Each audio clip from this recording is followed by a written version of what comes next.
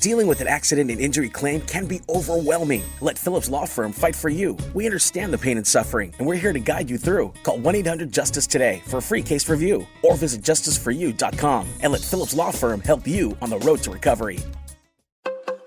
Want to make the most of your home equity, but don't know where to start?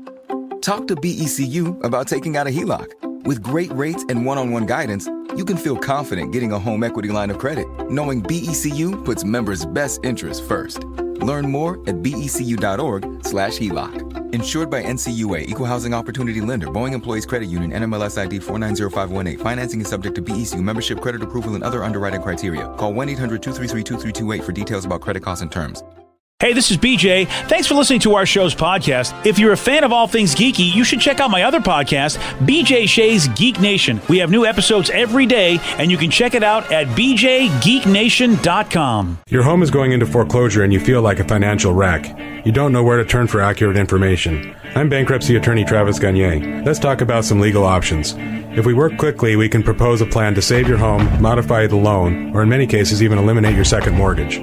The consultation is free. I've helped hundreds of people just like you make informed decisions about whether to save their home or exit it on a reasonable, organized timeline. The chapter you choose sets the tone for the next chapter of your life. Please contact me today at choosetherightchapter.com. That's choosetherightchapter.com. 99.9 KISW, the Rock of Seattle. So rapper Lil Uzi Vert, you know him. Big fan. Yeah. Lil Uzi. Yeah. Vertsky, as we like to call him. Oh, Vertsky. On the streets, yeah, Lil Vertsky. Little Vertsky. Yeah. All right. Okay. He's got a new track. It's a cover of a System of a Down's Chop Suey. I got to warn you guys. Yeah. This one's going to hurt. Oh, yeah? Okay. You know, sometimes you get excited. You're like, okay, I've heard some hip-hop artists cover certain bands. You're like, damn, okay, did a really good job. Or not my cup of tea, but I can understand why people like this. I don't understand how anyone would like this. Wake up!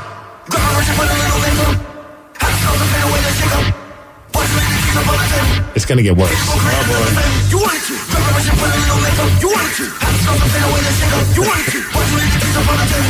Get ready. Self-righteous suicide. Okay. When angels deserve to I didn't hate the music part. Yeah. That was horrible.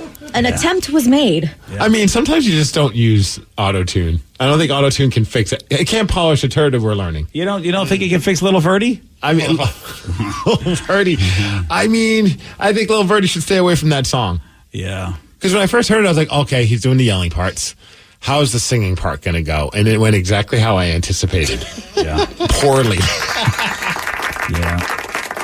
Yeah, well, I mean, just because you can do something doesn't mean you should do something. Yeah. I think he even forgot words. Yeah. It's very possible. Didn't it sound like he left out like parts of like he was like, why am I even thinking about this? I don't know why you're giving this as much. You're giving it a lot of thought, though. In the official audio video on YouTube, he doesn't even say it's Chop Suey. It's Lil Uzi Vert CS. So he's not even Well, I respect that he doesn't want to claim that it's a cover. Yes, yeah, because that's nice of him, actually. It's not. Yeah. So he does forget words. Maybe he just doesn't want System of a Down to know that he covered it. Yeah, that's it. I think, yeah. Please, nobody tell them. I'm not sure what hurt my ears more, BJ, that or the fireworks at 2 a.m. Oh, you see, I mean, I had it early in the evening, obviously, when, okay, that's when they're supposed to go off. But luckily for me, I didn't have anything that late. Oh, my gosh. It started at 5 p.m. last night. Probably earlier than that, but consistently at 5 p.m. Again, it's bright. It's bright. And they're shooting up the ones that send off all little colors and the rainbows and all that kind of crazy stuff. Yeah, and I'm watching this and I'm like, you're just throwing money away at this point. Those folks, man, they impatient. They just want to get going. I guess so. I respect that. The one good thing about them is that we trained my little brother anytime a big boom would go off, we would all yell, "What was that?" And he'd be like, "I farted." So it was Okay, entertaining. that'll get old after like 30 fireworks go off. We didn't have that. Technically, Arlington, Marysville, it's illegal. So we had some, just not as many as I feel like other people did. I think it's illegal not to shoot fireworks in Puyallup. It yeah. was insane, dude. It was a war zone all night. And my kid slept through the entire thing. Wow. And I was kind of getting mad at her. Like, I almost wanted to wake her up and be like, I'm going through hell. You need to go through hell. And I realized that's bad parenting, right? I think. Well, I don't know, man. I feel like a child needs to really understand the pains of and camaraderie. No, what you really should do is you should just bring the fireworks into her room and say, "You want to sleep through it?" Danny, they sounded like they were in her room. Like, we have the little the video, Sure. the owlet thing, that little video monitor, and the big boom would go off, and then 2 seconds later, it would be equally as loud on the monitor because her room is towards the front of the house, where across the street was the war zone.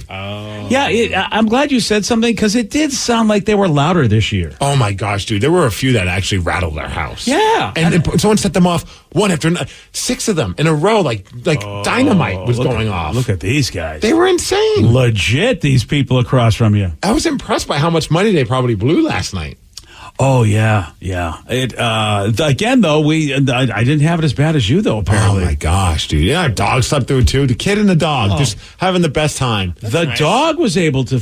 Okay, good for the dog because usually they're the ones that have it hardest. Yeah, usually we get her pretty tired before the fireworks. Like we go walk around, but we didn't get to do it because we flew in yesterday. So I thought, oh, this is not going to go well. Also, Lulu's now blind, so of course I thought like her sense of hearing would be heightened. I think she was deaf yesterday because she didn't hear any. She just slept through the whole thing. Nice. That is Thankfully. pretty. Yeah, that is wild. Yeah, until I started waking her up too. I'm like, if I'm miserable, you're miserable too. Yeah, so look, if I can't wake up my kid, Lulu, you're the ones getting woken up. Kid and dog just don't respect the parents. Yeah, plus it's the day back, coming back from vacation. It's hard enough to sleep as it is. Yeah. Because you get excited, for whatever, I don't know what it is. It's like that.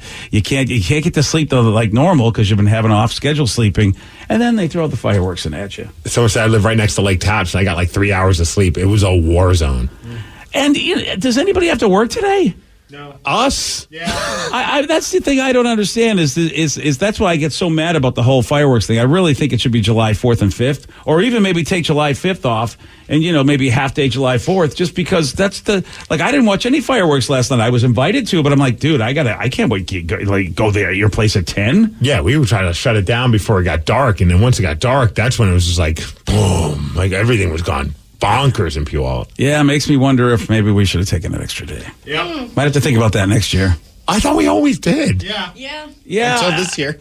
Is that true? I don't know why. I just felt like I guess I felt like we were gone a long time. I don't know. It was weird. Next year, because it's a leap year, so next year it's going to be on a Thursday, so we'll have Friday off, I would imagine.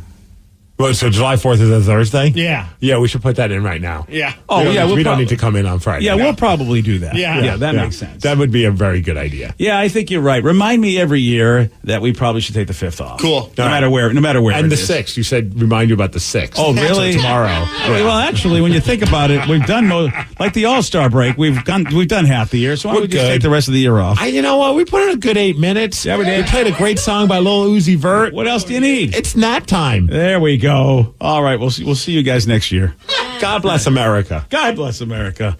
Okay, so that was a problem for you. How about some folks on a roller coaster? A mechanical failure left those people upside down on that roller coaster. Steve, he's going to tell you all about this. He's got the Migs report for you at 6:17 on The Rock. BJ and Migs, mornings on The Rock, 99.9 KISW. 99.9 KISW, The Rock of Seattle.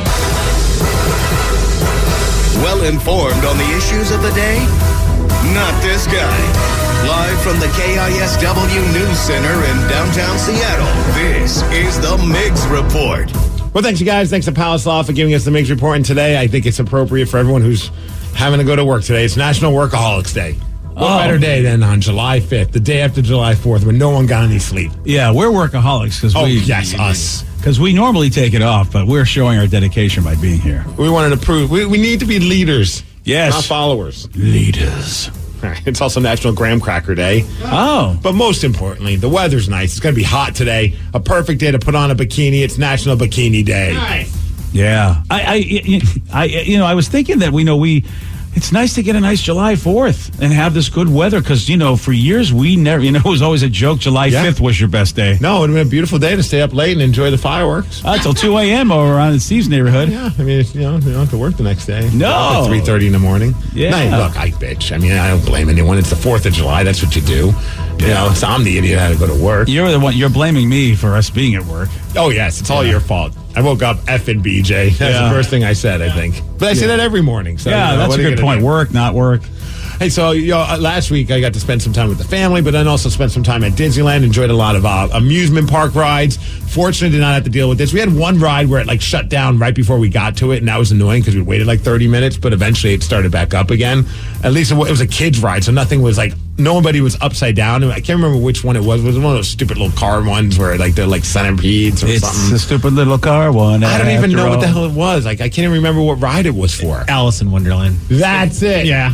Yes. I said centipedes, and I could figure out from there. I love that Danny is such a Disney hoe. Yes. You give him one clue, he knows the ride. He did. Oh, man, that was the one. It stopped for a second. I'm like, and in my head, I'm like, why did I need to stop this ride? We can walk this ride. It's not even anything dangerous at all. There's not even a steep drop or anything along those lines, but they had to stop for some reason. But in Wisconsin, a big scare happened. 8 passengers were left stuck upside down on a roller coaster. Oh, man. For hours, all because of a mechanical failure that happened at the Forest County Festival. Fortunately, all the passengers were safely rescued. A little bit of a head rush, I'd imagine. But here's one of the firefighters talking about the mechanical failure and also the rescues. All we know is that there was a mechanical failure with the ride where it became stuck up in the upright position. The ride was recently inspected by the state of Wisconsin here on site. And at this time, we don't have any other information. Families are being reunited with people as they come down off of the ride from the rescuers. And everybody seems to be doing as best as they can given the circumstances. And if you were wondering, yes, he was riding a roller coaster while doing that interview. Yeah, that sounded like it. So they rescued him from the ride. Yes, they had to get one the truck had to come, the fire truck, and had to do the giant ladder and pull them down. Oh, damn. So after hours, they still couldn't get the darn thing to work where they could just bring him down normal. Yeah, imagine you're stuck upside down like that. And then they got to rescue you upside down, Spider-Man style. Oh. Yeah, that's true. Whoa. That would suck. I wonder what kind of head rush the folks had. Because, imagine if somebody's sick, and then the guy's rescuing you, and then you just let loose. I wouldn't be shocked if somebody did do that. Oh. Probably last time they did ride a roller coaster for a little bit. I am done. Yeah, same here. I did not ride. What ride was that again, Danny? Alice in Wonderland again after that. Oh, after they shut down the ride. Granted, we stayed in line and rode it when they got it back going again. Because, you beat your fear. Yeah. I do have to say, because we've had this argument over which is better, Disney World or Disneyland. Oh, okay. And I've been on Team Disneyland for forever. And I even, I was siding with Danny and all that. And Danny, I hate to break the news, but since I've done both within the last year, Disney World, a much better theme park. Yeah, there we go. Thank you, Steve. I was going to wonder if you were going to come to the party with No, us. I had now that I've done them both so close together, I thought I think it was because Disneyland was my first, so I've always kind of had it at a higher standard. And also, I don't know what's happened in the last 6 or 7 months, but Tatum all of a sudden doesn't want to go on rides until she goes on them, then thinks they're amazing, but then has a meltdown before we get on a ride again. Then it's amazing again. It was such a process. It was like a roller coaster. We were truly on the Tatum roller coaster the entire time, BJ. It was like, what's going on? Although the one highlight, I think, was Luigi's Rollicking Roadsters. That one was yeah. It's just a little car ride. It was super fun. I bet it was Mario themed. No, Luigi. Well, Mario. Put some respect on Luigi. You're completely wrong. Oh, it's not even Mario Brothers It's World? Cars, buddy. Yeah, it's to show cars. Oh, this is a Luigi car? Yeah. Oh, well, that's I don't think he's disrespectful. Luigi from Mario and Luigi. He's just a guy named Luigi. And he's saying from Cars, the animated cartoon. Yeah. Well, I never watched Cars. Oh, there he is. Oh, I am way off. Wait, you know what, Cars? Why are you taking the name Luigi? That's owned by Mario. Oh, is it? Well, there's a Mario Kart, right? And Luigi has his own car. Well, until they're willing to give Luigi top billing with Mario and Luigi, I think Luigi has every right to go and do whatever he wants. Yeah, so he went and he created his own animated show. He turned himself into a car, and now he's got his own ride at California Adventure. Yeah. All right, I'm following. I'm tracking. Yeah. Well, anyways, it was pretty cool because the people who worked there all spoke like a Luigi, and I was like, this is pretty entertaining. Like, they're all trying their best to do an Italian accent, and it's about as good as mine. Wow. Hey, welcome to a Luigi. Hey. The ride's pretty fun, though. Oh, yeah, look at that. Is it bumper cars? What is it? No, it's like they're on a track, and they all like kind of do like almost like a choreographed dance routine as cars. Oh. Like, kind of like the movie. And Yeah, it jerks you around, though, I got to say. Oh, really? In a fun way, but, you know. I didn't know it did that. In a fun for the family kind of way, you perverts. I'm sorry, but I just need to go get in line for that ride. Okay. Well, sorry to break that to you, Danny. That's all right. Yeah, so Disney World. What's that? Disney World provides more fun while you're waiting in line. Oh. And more shade. I think that's what it was. Oh. They do have a lot more of the interactive cues at Disney World. Yes. And I think that's what made it a little bit more fun, a little less of a wait when you were stuck in line waiting for things. So there's shade and stuff to do. Yes. Yeah, that's right, Orlando. It helps, man. We finally checked out the Star Wars land. Oh, how was that? It was Star Wars land. Oh, you don't like Star Wars that much, do you? I like it. I would have enjoyed going on some of the rides, but obviously not all of them are meant for a 3-year-old. So that was like, I tried to take a picture of me doing the Star Trek salute, and I was going to send it to you guys. Oh, that would have been great. But man, that's a struggle for me to get my hands to do that thing. With the you can't do the Spock? I tried to do it, but I looked at it on, like, I had my wife take the picture. I'll send you guys. It looks like I'm putting up gang signs. It just looks weird. All right, I'll have to see the picture. But I was like, oh, this will be hilarious. And everyone's looking at me like, who's this dolt trying to take a picture in front of some Star Trek backdrop or Star Wars backdrop doing the V? Live long and gangsta. Yeah, I look like an idiot. All right. But then again, I look like an idiot when I wasn't doing the hand. Well, listen, I didn't want to bring it up. All right. You know who didn't look like idiots yesterday? Woo! Your Seattle Mariners, baby. Undefeated in July. I told you once the weather got better, this team would get better.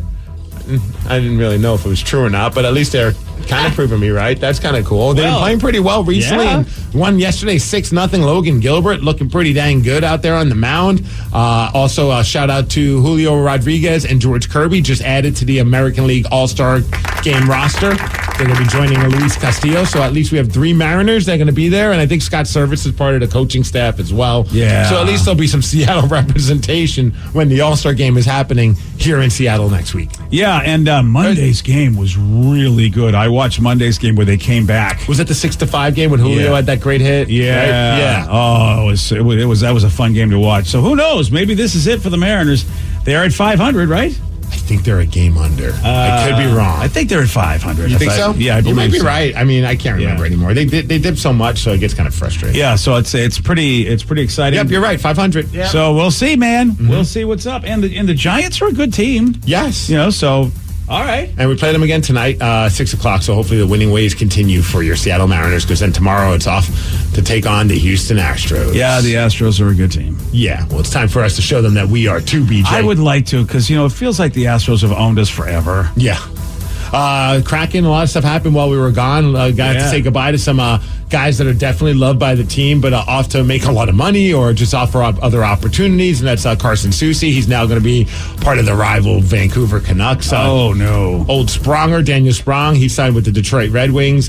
One I was bummed about because I just felt like he did a lot for the community and just a good dude. And Ryan Donato, but hey, man, he's off to the Chicago Blackhawks, and they're retooling their entire team, so we'll see what goes on with that. Morgan Geekie, he's going to Boston to be with the stupid Boston Bruins. Oh, dang, that sucks. But we did pick up a local dude who played with the Spokane Chiefs. He's from around here, Kyler Yamamoto. He played with the Oilers, so he's the first Washingtonian to play for the Kraken. Oh, wow. So that's kind of cool. Yeah. Yeah, I thought that was pretty awesome. They also signed Brian Dumoulin. He's a good defenseman from the Pittsburgh Penguins and won a couple cups. So there's some more depth, and not depth, just veteran leadership that they're going to have, and a guy that's definitely gone far in the playoffs. So that's pretty cool for them as well.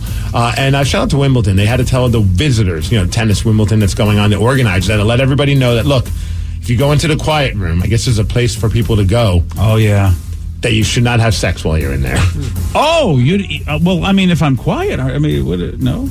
Apparently, it's been an issue. Like, you're supposed to go there to escape the sun, maybe get a little bit of a quiet place and just kind of chill, whatever it may be. But a lot of people have been leaving that room with, as they said, quote, big grins on their faces. There we go. Congratulations. Some even looked a little sheepish as they went in there and left as well. So stay out of the quiet room if you're planning on getting a little loud. Yeah. All right, Wimbledon. Well, I can understand it. You know, you hear all the grunting on the court. Yeah. Why can't you grunt in the quiet room? That's what they're hoping is all that court grunting will silence their grunting. Hey, weather, 85 degrees is going to be our high today. It's going to be sunny thanks to Whole Foods Market for giving us the major report. And that's what's up. Yesterday, Steve got this one wrong. Which planet has the fastest rotation?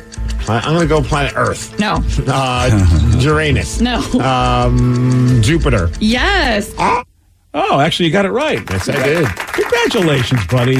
You know what? Here I am trying to throw shade, and you got it right. Well, tell you what, maybe he'll get one wrong when he plays you. Call in now, 206-803-ROCK.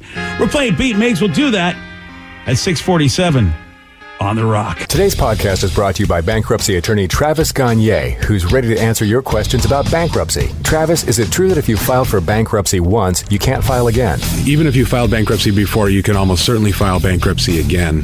Different types of bankruptcies have different time limits between filings. In Chapter 7, full bankruptcy, you can only file Chapter 7 once every 8 years. However, you can almost always file a Chapter 13 case. Chapter 13 cases can be filed immediately following a Chapter 7. They can be filed immediately following a prior Chapter 13 case. Chapter 13 is a reorganization plan, so there will be some type of monthly payment, but it's based on your budget and your ability to afford that payment. So Chapter 13 is an option in almost all cases, even with a prior bankruptcy filing. Thanks, Travis. If you have more questions about bankruptcy, you can reach out to Travis anytime at choosetherightchapter.com. That's choosetherightchapter.com. Thanks for listening. Aumenta el desempeño de tu vehículo y ahorra gasolina con O'Reilly Auto Parts y Lucas. Llévate 2 botellas de tratamiento para combustible Lucas por solo $10. Además, obtén puntos dobles o rewards con esta oferta. Detalles en la tienda. Realiza tus compras en tu tienda O'Reilly Auto Parts más cercana o visita O'ReillyAuto.com. O'Reilly Auto Parts.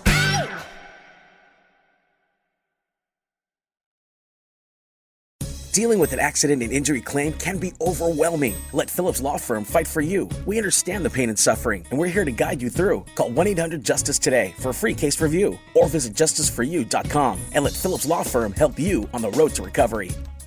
At BECU, we're proud members of the 12 community. Jersey casual dress code on Blue Fridays, hoarse voices on Monday mornings, and flying that 12 flag every day of the week. We know how much 12s love to show their pride, because we do too. That's why we give our members a chance to show their 12 pride with every purchase. So join us and get the Seahawks Debit MasterCard from BECU, the official card of 12s everywhere. BECU, power in people. Membership required. Restrictions apply. Federally insured by NCUA. Hey, this is BJ. Thanks for listening to our show's podcast. If you're a fan of all things geeky, you should check out my other podcast, BJ Shea's Geek Nation. We have new episodes every day, and you can check it out at bjgeeknation.com. Your wages are being garnished. We can stop that now. It's hard enough to pay your bills when things are good, let alone when a big chunk of your take-home pay is gone before you even get your check. I'm bankruptcy attorney Travis Gagne, and I can stop the garnishment and get the creditors off your back immediately, often the same day as our consultation. Both Chapter 7 and 13 provide bankruptcy relief, but choosing the right chapter is crucial. In a free consultation, we can create a plan to get your finances back under your control. The chapter you choose sets the tone for the next chapter of your life. Please contact me today at choosetherightchapter.com. That's choosetherightchapter.com. 99.9 KISW, The Rock of Seattle, presenting Disturbed with Breaking Benjamin at the White River Amphitheater on July 16th. I know what you want. How about that, huh? What you want. Yeah, you want those tickets, don't you? Well, it's pretty easy. All you got to do is log in and listen to KISW on the Odyssey app, or log in and listen on KISW.com. Do it now, because, Steve, you get an entry every time you listen. Every time you listen. The more you listen, the more chances you get at winning. Yeah. So every hour, that's how we measure it. Every hour you listen is another entry. You want more info? KISW.com. Let's play Beat Migs. It's time to play the game. So everybody scream his name. Beat Migs, don't be a loser. Whoa, Beat Migs, you're a loser.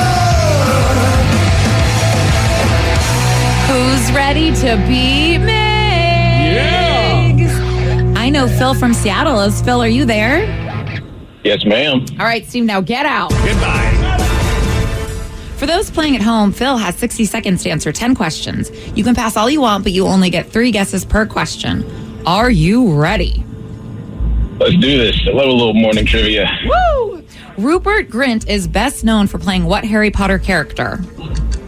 Ooh. Voldemort. No. Pass.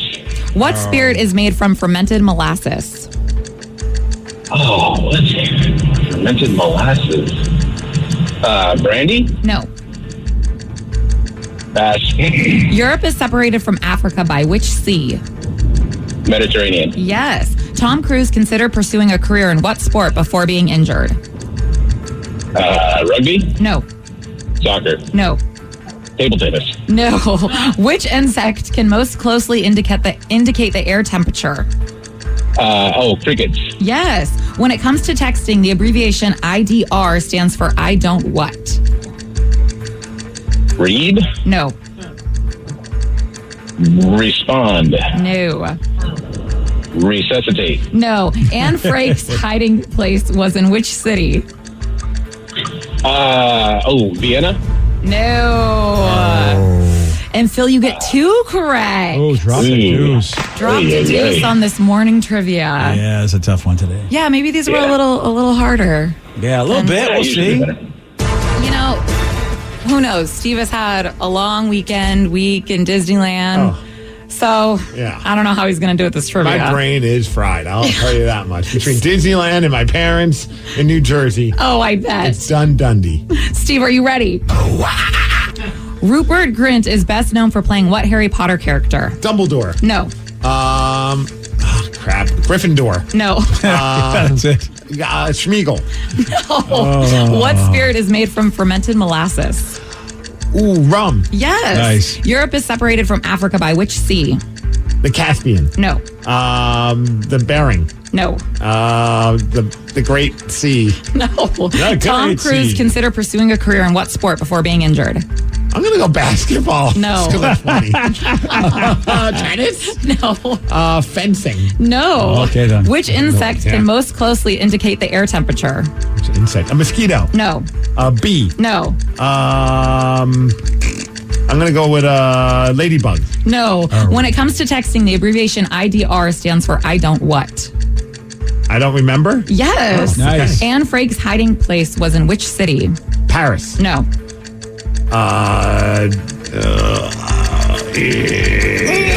Texas. No.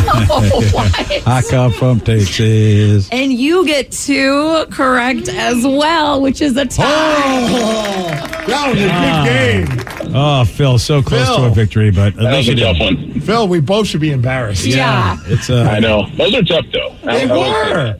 Steve, you were so excited to get 2 correct. Yeah, they really were. Well, I was very excited to know I didn't lose. Okay. Yeah, that was the key. He thought for sure he was done. I thought I got whooped. No, you both kind of whipped each other. Yep. Rupert Grint is best known for playing what Harry Potter character? Danny knows this. Ron Weasley. Come on. Yes, one of the main ones. Yeah, it's one of the big 3, buddy. Yeah, I couldn't have even thought of anyone. If I just kept guessing Harry Potter names, I would never have gotten. You would have never. Yeah, you wouldn't have got there.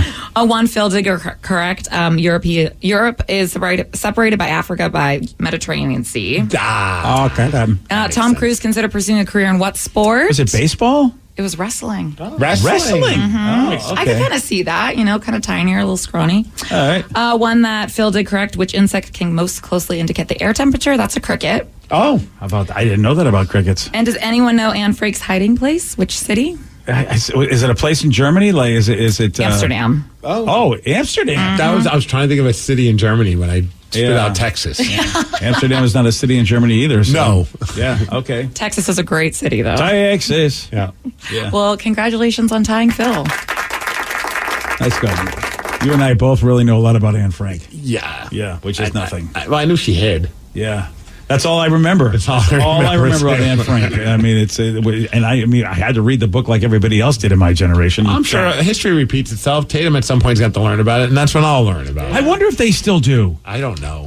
I feel like, there's probably other things that they could have kids learn about these days because so much more history has happened. And who reads books nowadays? They could just watch the new mini series or whatever Disney just put out about Anne Frank. Disney did a mini series about Anne Frank. A Small Light, yes. What is it like a documentary or is it like they're recreating with actors? Like recreating with actors. Oh, okay. Well, I guess her story still is relevant then. Huh.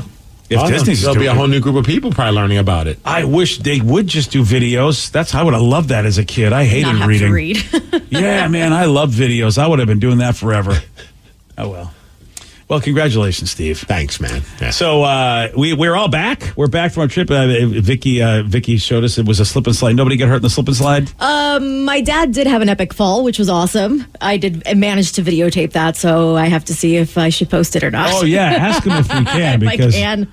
Oh, yeah, dude, like slip and slides, that's a kid's game. It is a kid's game. Honestly, like we got one for Tatum and, they're trying to show her how to use it. And I was like, okay, well, I'll go. And I'm like, I kind of got a little terrified. I was like, I haven't just thrown myself onto a slip and slide since I was a kid. Because it's just a flimsy piece of plastic between you and the ground. Yes. It's just like you're throwing yourself on the ground. Right. Well, just hoping that this thing is going to still work when you're a lot heavier. Well, the thing with the one that my dad got is that you can connect the hose in it, so you got these little water little sprays coming out, but then he decided to put it up against the slide, so that's what made it pretty epic. Oh. So my little brother Gio was having the greatest time in the world. Oh, my dad maybe not so much. So your dad went down the slide onto the slip and slide. Yeah. I kind of respect that. Oh, that didn't go as well as you hoped. No, he just went. Oh yeah. Nope. That's not good. See, we got one kind of like that too, where it's kind of inflatable, part inflatable, and then part plugs into a hose, and it's total trash. Like, just give us the old school one. Yeah. I'm excited to try, the big inflatable bubbles, or you connect it to the hose and you get like 100 water balloons. Yes. They have a slip and slide version of that, and you can fill up the water balloons at the very end, so you just slide right into the water balloons. Oh, and you just pop the heck out of the balloons? Yes, or I guess you slide in, grab one, and throw it at somebody. Oh, okay. I'm excited to do that. Well, that's you have to see if we can post that video, because that is a good video to post if he's not. If he's down. It was a good idea in theory. Yes. On paper, it seemed like a smart idea. You got stuck in you went and got stuck in all that plane nonsense that was going around the country. I was so happy I wasn't traveling. Oh my gosh, dude! So yeah, we were right. We went right into the thunderstorms in New Jersey, which you just figure, okay, we're gonna get in there. When the planes we're flying, supposed to land at 2:00 in the afternoon in New Jersey to see my family. They're like, there's some thunderstorms. We're just gonna circle around for a little bit until the thunderstorms subside a little bit so we can land. And after a little while, they're like, we're just gonna have to go to Washington D.C. It's like Washington, they will get more gas because they're running out of gas. So they land in D.C. like this will be in and out. We're just going to fill up with gas and get back going again. Then they realize we can't take off because there's too many planes. They've done the same thing. And so now we got to get everybody off the plane 5 or so hours later. Oh. Then the weather's better, but then there's nowhere for them to take off. There's no runway space for them to take off. So then you're just waiting around. Next thing you know, we were supposed to land at 2:30 in the afternoon. I think we ended up leaving the airport at like 11:30 at night. Oh. In New Jersey. Completely lost an entire day with the family. The only highlight was Tatum loves planes. So the entire time she's just going, this is amazing. This is the best time. While Mom and I are just like, this sucks. We are having enough of this plane stuff. Yeah, and then we get there, and then the rental car place was supposed to get a rental car from. They closed right when we finally got our luggage, so they wouldn't send us a shuttle. And I'm like, well, what are you supposed to do? Like, are you going to refund us or cancel our order? And they're like, no, no cancellations. What? I was like, no, you're going to have to cancel. Like, no, sir. I'm like, well, what do you want us to do? Like, you could come get your rental car tomorrow. I'm like, well, what am I supposed to do until tomorrow, you idiot? Like, no, I'm not going to wake my parents up at 11:30 at night to come pick me up. Oh, man. Oh, finally they did. Like, because they're like, well, why didn't you come earlier? They try to pull the Why didn't you come earlier? Have you been watching the news? Right. They're like, sir, you said you were going to be here at 2:30, 3 o'clock in the afternoon. Why didn't you come get your car when you said you were going to? I'm like, because I've been stuck on a plane, you dumb, And finally I had to send a link to the story about how all the cancellations and all the delays, and then they finally reimbursed us our money. But I was like, this is stupid. I even have to prove it to you guys. Just check your phone. You'll see, there's a bunch of people dealing with this crap. I'll tell you, this has been a weird situation. I mean, you had some tough time. I mean, outside, I think Vicky was okay, though her father, maybe we'll have to see. Danny, I heard you had yourself just an epic vacation.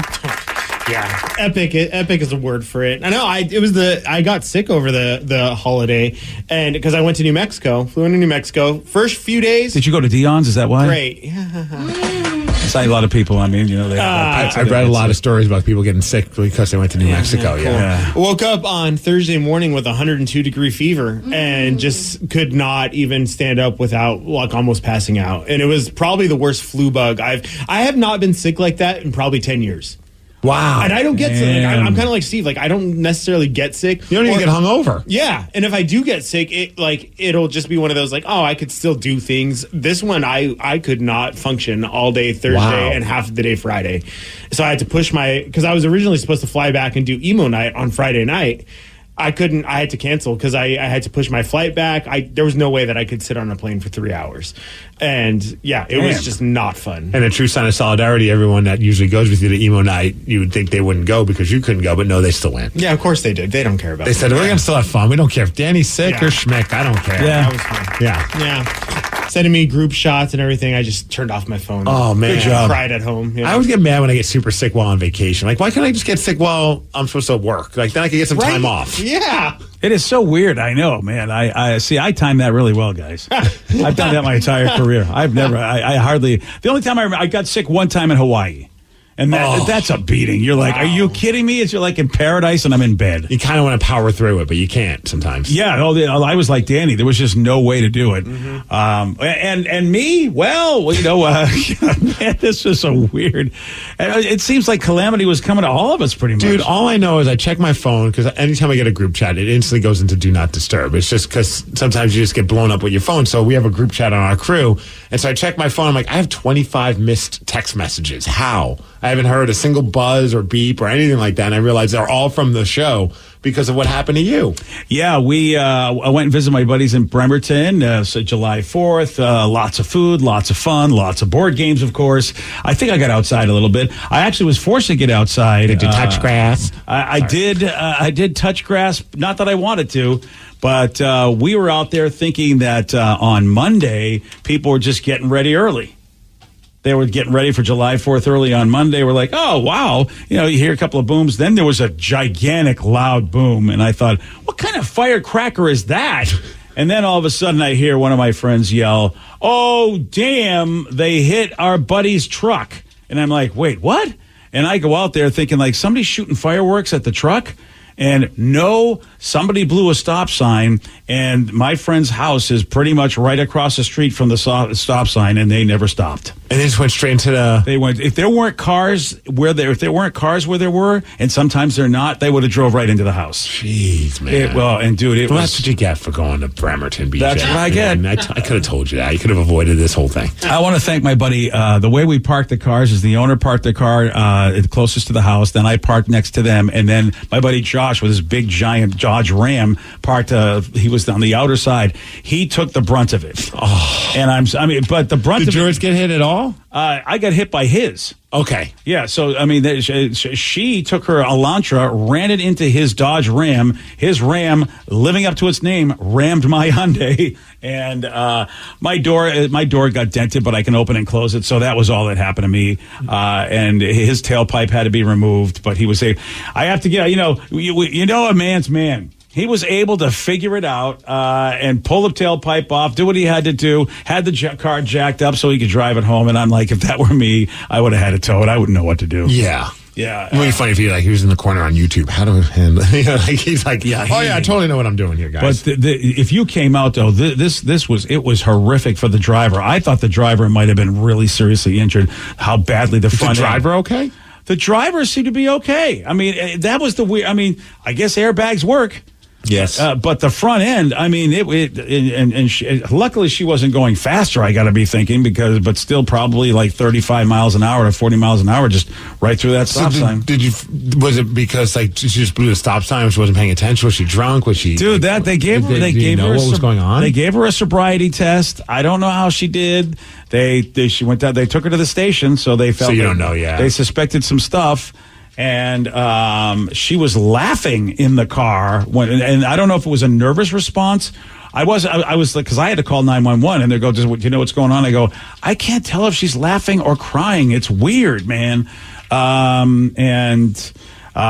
She was laughing, as it turns out. So I don't know. That's why it made us think that maybe some people react to some kind of traumatic things like that, though. Yeah, that's my why. Mom, if something weird or bad happens, she'll just start laughing. Yeah. Like one time I fell into the water as a child. I remember one of my earliest memories is like looking at my mom laughing at me as I'm like trying not to drown. And I'm like, does she want me to drown? Yeah, that's an odd response from your mother. It was. But she then, like 10 years later, I asked her about it. She said, no, I just thought it was hilarious. Yeah, that's it. Like, it's okay. No, that's like a nervous tick. Yeah, man, it was weird, and their front yard was wrecked because I bet. Yeah, everything. But here's the thing. I mean, you talk about like you can have lucky things happen in your life. You know, people hitting the lottery more than one time. So then, my buddy driving his vehicle home, and as he turns the corner to get into his own home, gets rear-ended. Oh my gosh! I mean, the same car, the same truck. Oh my God! Oh, and again, I have to say, hey, Dodge Ram, congratulations, because his truck won both times. I have to say, the cars were wrecked that hit his truck, but his truck, I think, is still drivable after 2 accidents. Oh my gosh. I'd just be done driving for at least a couple of days. Yeah. I'd be like, you know what? I'm going to keep the car, put it in the driveway, handle it in a couple of days. I just don't want to be behind a wheel anymore. I know. It's just like, wow. We were just like, as we were just trying to get over the first accident, he's like, oh, hey, guys, how'd you get home? I got home pretty safe, except this. Oh, no. Yeah, and I was like, what the? Did it slow down your board gaming, though? It did. Oh, boy. It did. But luckily it was the last day because we were... Stupid woman. Last day was Monday, and that's what a lot of us said, as a matter of fact. You friggin'... we were in the middle of doing it. But luckily it happened the last day. That would have been a bummer if it was the first day. Oh, yeah. Yeah, so at least we got to have a good weekend. But, man, now I have to figure out... I don't know if I care. Because it's a 2004 Hyundai. Well, you were thinking about getting a new car anyway. Exactly. Maybe now it's go time. I mean, it works. So the idea is, do I want to get the door cosmetically fixed? I don't know. Well, it'd probably be easier to resell if it didn't have a giant dent in it, though. Yeah. Look, I mean... A 2004 Hyundai Santa Fe. I don't know. I mean, yeah, I suppose they'll give me something. Oh, tens of thousands of dollars. I'm sure they will. It's so popular. I felt bad. But how about this? No insurance on the person driving. Of course not. No, no insurance. But here's the thing. I felt bad for the person. Apparently, she just got the car. Oh. Now, granted, it wasn't a new car, but I imagine how do you was get she a car? planning on getting insurance? You think? See, I don't know. You know, the car was an older vehicle, so it makes me think you paid cash. That's how you get around. Yeah, you know. But the thing is whatever she paid doesn't have a car anymore. Yep. And no insurance means that she's not getting it replaced either. Man, what a S show. Yeah, I mean, I'm lucky. I just got a little dent in the door that still opens. I'm fine. Yeah, I mean, compared to, I don't know what's going on with the woman that hit us, but, you know, you just sit there and you realize, holy crap. Did you go to your buddy, Josh, be like, oh, man, I'm so sorry, and then walk away and, like, pump your fist and think, yeah, it wasn't my car. And then the homeowner, their car didn't get hit. Mine didn't move, so their car's fine. Granted, their front yard needs to be fixed, but the car is fine. Well, it's their fault for having a house so close to a stop sign. Dude, they should have been the one that had to deal with the car injury. I feel like that would have been the car injury, like it's alive. Yeah. It's Transformers, guys. Yeah, and it's funny because my buddy Josh said I was thinking of just parking in the driveway rather than parking like they have a little embankment you can park so we can go side to side, and then they have a regular driveway. He said I was going to park in the driveway. I'm like, oh, if he did that, my car would have been the one that got destroyed. And we would have probably had today off. Yeah, you're right. I mean, I wasn't thinking, guys. I should have told him first. Selfish. Yeah, sorry about that. Damn it, Josh. So there you go. So 2 accidents in one day for my buddy Josh, and but the real tragedy, we had to not play board games. That was the real tragedy. All right, I know you might have some tragedies going on. I mean, you know, a holiday, sometimes families get together. Maybe there'll be some issues, and you know us, we're all about it. If you've got any kind of relationship issues or any random problem where you need advice, we are here for you. Call us or text us now, 206-803-ROCK. It's Help Wanted. We're going to do that at 717 on The Rock. BJ and Migs, mornings on The Rock, 99.9 KISW. If you have sleep apnea and struggle with CPAP, consider that CPAPs were invented in 1980. Do you even remember 1980? Everyone's house had one telephone. There were like 4 TV channels. Now, for people who struggle with CPAP, there's Inspire. Inspire treats sleep apnea inside your body at the click of a remote. No mask, no hose, just sleep. To learn more, visit inspiresleep.com. Inspire is not for everyone. Talk to your doctor to see if it's right for you and review important safety information at inspiresleep.com.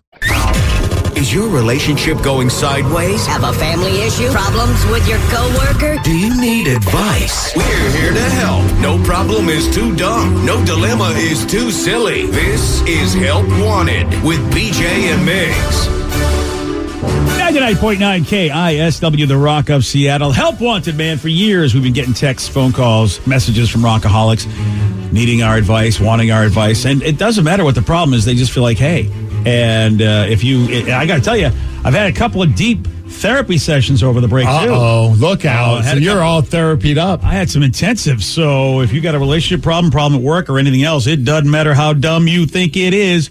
We are here for you. 206-803-ROCK. That's the number to call. That's the number to text. It's Help Wanted. We have one that just came in. I think it'll be a fun one to start off with. Right. It says, my girlfriend and I, we've been together for 3 years.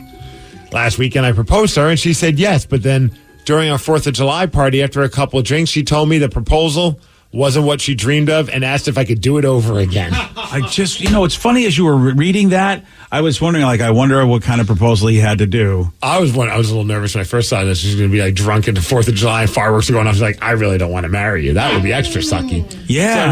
So, glass is half full. You're still getting married, but it says, I proposed to her in an intimate setting with just her over a candlelit dinner. But she wants it to be more flashy in front of her friends and family and have it be this big event. I want to make her happy, but I don't think I should have to redo my proposal. What do you guys think if you were me? Yeah, I'm too old. I am too old. We should bring Sarah in. There's no doubt about it. I am way too old. I read this and I feel like this is something that Sarah would say to Johnny Rubbers. Yeah, well, Sarah is I'm against her on this because I know how she did her proposal. Yeah, my mindset was always when I was, granted, I didn't do the best proposal. I just handed over the ring box and said, here. But my intentions were, this is just her and I. This is a special moment between the two of us at a restaurant that we love going to. I always felt like it was supposed to just be the two of us. I didn't think that we needed to have a mob scene happening. You're so lucky, by the way. Yeah. Because you're a Gen Xer. Yeah. This is a millennial and Zoomer thing and beyond. And, your wife is definitely, she's a millennial, and luckily did not want all that the millennials want. You are so damn lucky because I think I would flip a table if you're like, what do you mean my proposal's not good enough? I'm asking you to marry me. Is it because people want something cool and outlandish to put up on their Instagram and Facebook to get all that? Yeah. It's got to be, right? That social media is definitely infiltrated the proposals. Yeah, I definitely wanted a really flashy proposal. Did you get a flashy one? I can't remember. Not really, no. And I even gave him ideas to propose to me, and he didn't take either of them. He needed to make sure that your nails were done. Yes, and they were not.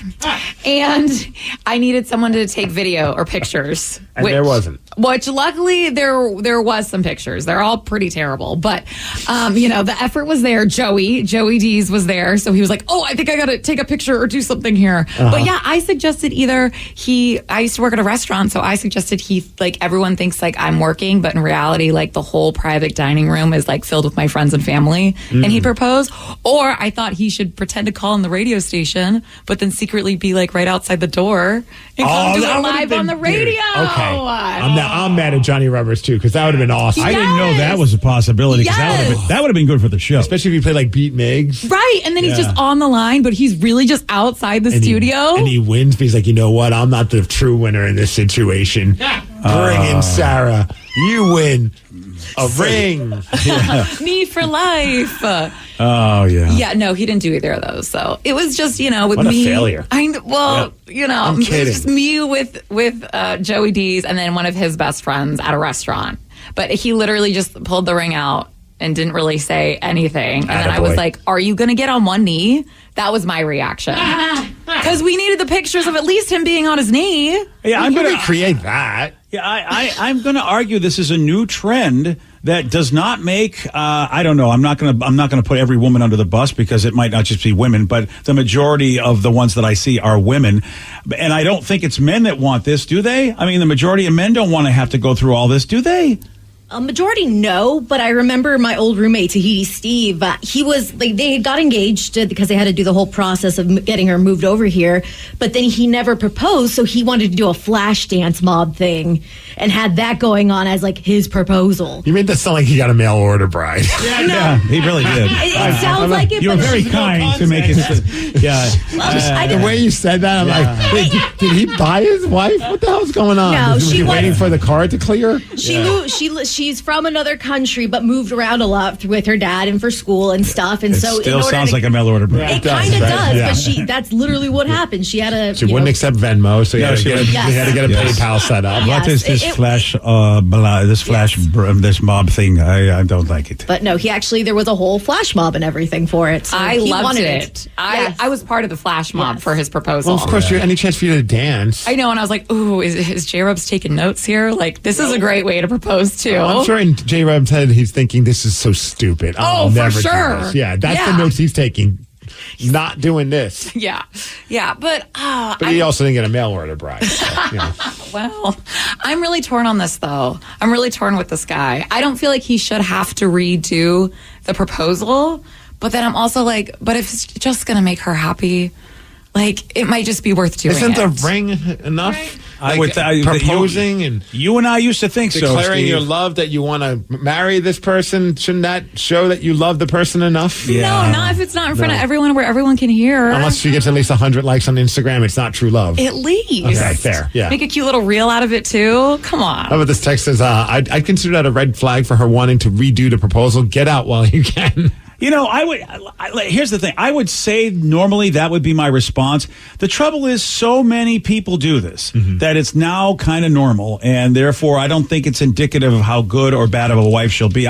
This trend to me is a negative trend for a particular gender who only, like you said, just wants to get likes and wants all this attention, which the wedding was supposed to be for that. Like, the wedding is for the bride. That's when you go as the groom.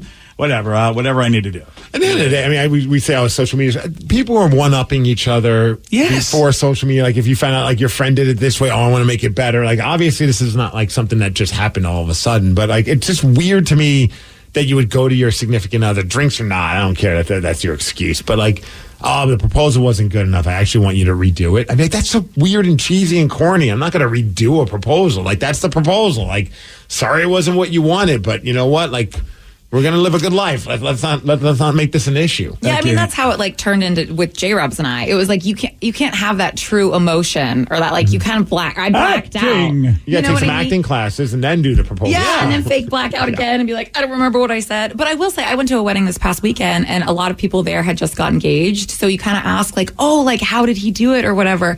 And some of these people had elaborate, whisked them off in a private plane, this, that, and the other. And then I was like, to J-Rubs, I was like, oh yeah, he just took me to dinner. So it was okay.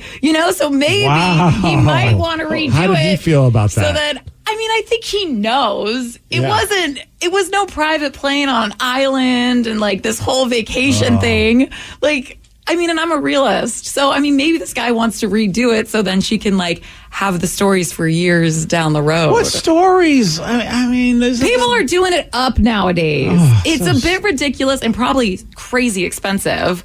But they are. That's our fault. That's my fault as a parent. We've trained. We raised it's all you. Your fault. I agree. Yeah, we raised you to be these idiots. That's all I have to say. How about this person says, I have a proposal. Dump that biatch. Nervous situation for the guy, and she craps on his proposal. High maintenance right there. F her. Yeah. I think I get it, guys. You're thinking but I'm telling you, so many millennials and beyond are doing this. They're just doing this to the point where Sarah feels like she feels like she's the loser because she doesn't have the whisked plane engagement story. Look, I'm going to spend the rest of my life having my wife goof on my proposal, and that's fine. It was a total caveman proposal. In fact, I think Sarah Colonna went on a podcast and shared when she got married to John Ryan, and she's like, well, let me tell you what my friend did, and then told that story. And so I was like, that's awesome. I'm going to embrace that. But like, never once would I think like it happened to think, okay, well, we need to redo it. Like, it just is what it is. Like, even if my wife didn't love it, like, what are you going to do? Did you guys do engagement photos? I mean, I had my cell phone. I took a picture of her with the ring. No, I don't. Well, because I'm thinking maybe instead of a whole proposal, maybe you can do like the whole fancy engagement photos. We took pictures after we got engaged. I guess they're engagement photos. I mean, I don't know. I have no idea. We're at a beach and we had a photographer. Those are engagement photos. That sounds fancy, Steve. You got those engagement photos. See, and you could made have up for it. I'm a true romantic. And you could have just kneeled down at the beach and go, "Here's a ring." Like, you know, especially if they're staging the photos anyway. Someone said I would have preferred a simple proposal. I'm a woman. We got engaged 22 years ago. My husband, on the other hand, he got up on stage at a bodybuilding competition that he was competing in and proposed to me in front of the entire crowd. What? Everybody thought it was so sweet, and it was nice, but not what I would have chosen. Yeah, I'm not sure that's very romantic. I mean, there's the guy's all swole and oily. Oh, he's all oiled up. That's high. Yeah, I don't know if I would have loved that. But that's him. Like, I'm in peak photograph.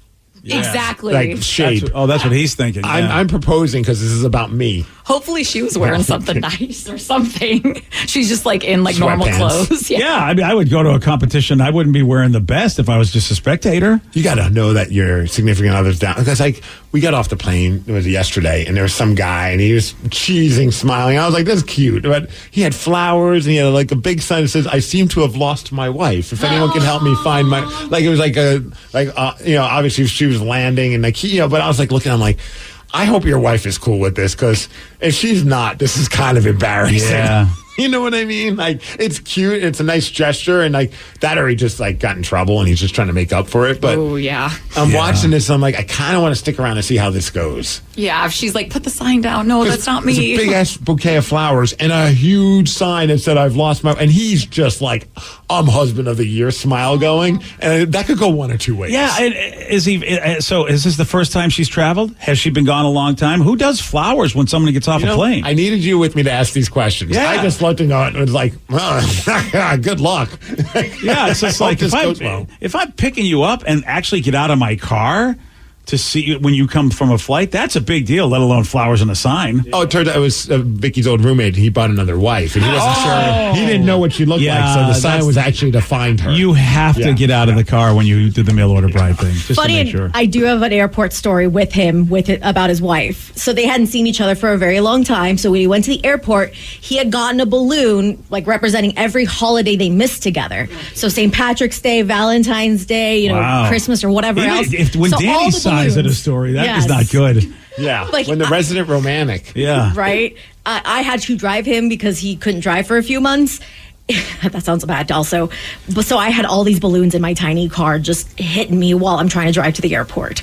So yeah, he was the romantic type.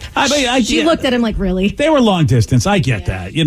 So that makes me wonder about Flower. But I don't even get out of the car. Who gets out of you just pick it? Look, meet me at the curb. I'll pick you up. Right. That's the best I'm going to do for you. I'm not going to bring signs like I'm going to a ball game and flowers. I mean, what is that about? In fact, typically it'd be like, okay, what time are you landing? All right, I'll show up 15 to 30 minutes after that. I'd rather you wait than me. Of course. Wait for you to pick you up. Yeah, because they don't let us stand in the parking lot anymore. I got to go on the cell phone lot. Who wants to go on the cell phone lot? No, I don't have time for that crap. Yeah. I'd rather you wait for me. Yeah. Maybe so you guys you wait should for me. Learning something from this guy with the sign and the bouquet of flowers. I'll be honest, the first thing I thought was dork. And I was like, that's not nice. Like, that's just silly. Yeah. Oh, I think it's so romantic. I would love if J. Rubs did that. No, you're right. Me. That's why I was like, if you know your wife and that's something that she would get a kick out of, then props to you, man. That's going to be a cool moment. Yeah. Ain't happening. But he had a huge smile on his face. He was just like fired up. I was like, man, wouldn't it suck if the flight was delayed? And just standing there so you for didn't have hours. a cell phone, something like that. Yeah. My wife is really lost. Where is she? This is the sad thing. This is the trend now, though, as far as I come back to these engagements. I there's so much pressure on an engagement now. I put my wife's ring around roses and left the roses on a bed because I was just so terrified of a no. And that's the best part, is you give me a hard time for handing over a wedding ring box and saying, here. At least I was in the room. Right? When I proposed to my wife. You left the room. You basically did like the not preschool, but like the junior high school, check this box if you like me tactic. Exactly. And then where'd you go? Were you like in the kitchen or the living room? Were you just like waiting for her to go in the room and see the ring? I left the country. Bar. I was like, did you leave the house? I was Steve's right. I was at a bar basically just saying, I know how this is going to go. Pour me another. She's going to say no. It was a hot and cold relationship. That's why I was like, I cannot, because I was dumped 3 times. I just couldn't take a 4th. So I was like, this is like, I'm going to put the ring on the rose and hope that this does the trick. I'd love to hear. Have you ever heard your mom's side of the story? I haven't, no. I kind of want to know, like, what she was thinking the minute she walked in and saw all these flowers. Probably like, oh, this is nice. And then saw the note and then was like, where is he? Yeah. I know that was you basically texted her, "Will you marry me?" I did. I was if we had text technology back then, I definitely would have texted her. I don't know if you would have texted her because of your rules. You probably would have sent her like a Facebook message. That's true. Yeah, because I didn't. You can't bother me with a text that early Right. in the day. You just can't. Well, congratulations to you, sir. You're going to have to recreate your engagement because she's asked, and now you're screwed. You should recreate it and make it worse. That would be funny. I like this idea. Right? Just have everything go wrong. Oh, like stage some kind of crazy situation, like a fight that happens right while it's happening. Yeah, like all the decorations fall. If you had the big "Marry Me" sign, sometimes they get those big block letters. Yep. Those just fall everywhere. Oh yeah, that would be epic. Or do it all awesome and then realize, oh, nobody filmed it. The storage was full on iPhone or something like that. That would be way worse. Right? So have it happen, have it be amazing, but don't actually record it. But record her reaction. Yeah. Oh, yeah. Somebody else's phone gets her reaction, and then you get that. But then your phone, I thought it was on record. It wasn't. My bad. Oh. I should have deleted all those videos on my phone. Sorry about that. We got a dad's driving lesson that ended with his son driving the car on its side. That is not a good driving lesson. You're going to hear what happened at 7:47 on The Rock.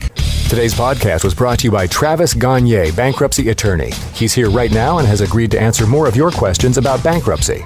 Travis, if you're upside down in your mortgage, should you continue to make the payment? Continuing to pay your mortgage or not is a complex decision because you're going to have to pay to live somewhere. You're going to have a housing payment. So continuing to make your house payment really depends on several factors. One is whether or not you have a second mortgage. The second one is how affordable your ongoing monthly mortgage payment is. Another issue is whether your mortgage is adjustable and you're facing an increase in your mortgage payments later on when interest rates go up. If you do have a second mortgage in this economy with the housing prices being down, oftentimes we can take off or strip off that second mortgage in a Chapter 13 case so that you'd only have the first mortgage to continue to pay. Thanks, Travis. If you have more questions about bankruptcy, you can reach out to Travis anytime at choosetherightchapter.com. That's choosetherightchapter.com. And thanks for listening. Have you or a loved one been injured in an accident? Are you struggling to recover fair compensation? Look no further. At Phillips Law Firm, the experienced personal injury attorneys will fight for your rights and get you the justice and compensation you deserve. They handle a wide range of cases, including car accidents, slip and falls, medical malpractice, and workplace injuries. Justice is a phone call away, so don't wait. Call today for a free case review. Call 1-800-JUSTICE or visit justiceforyou.com.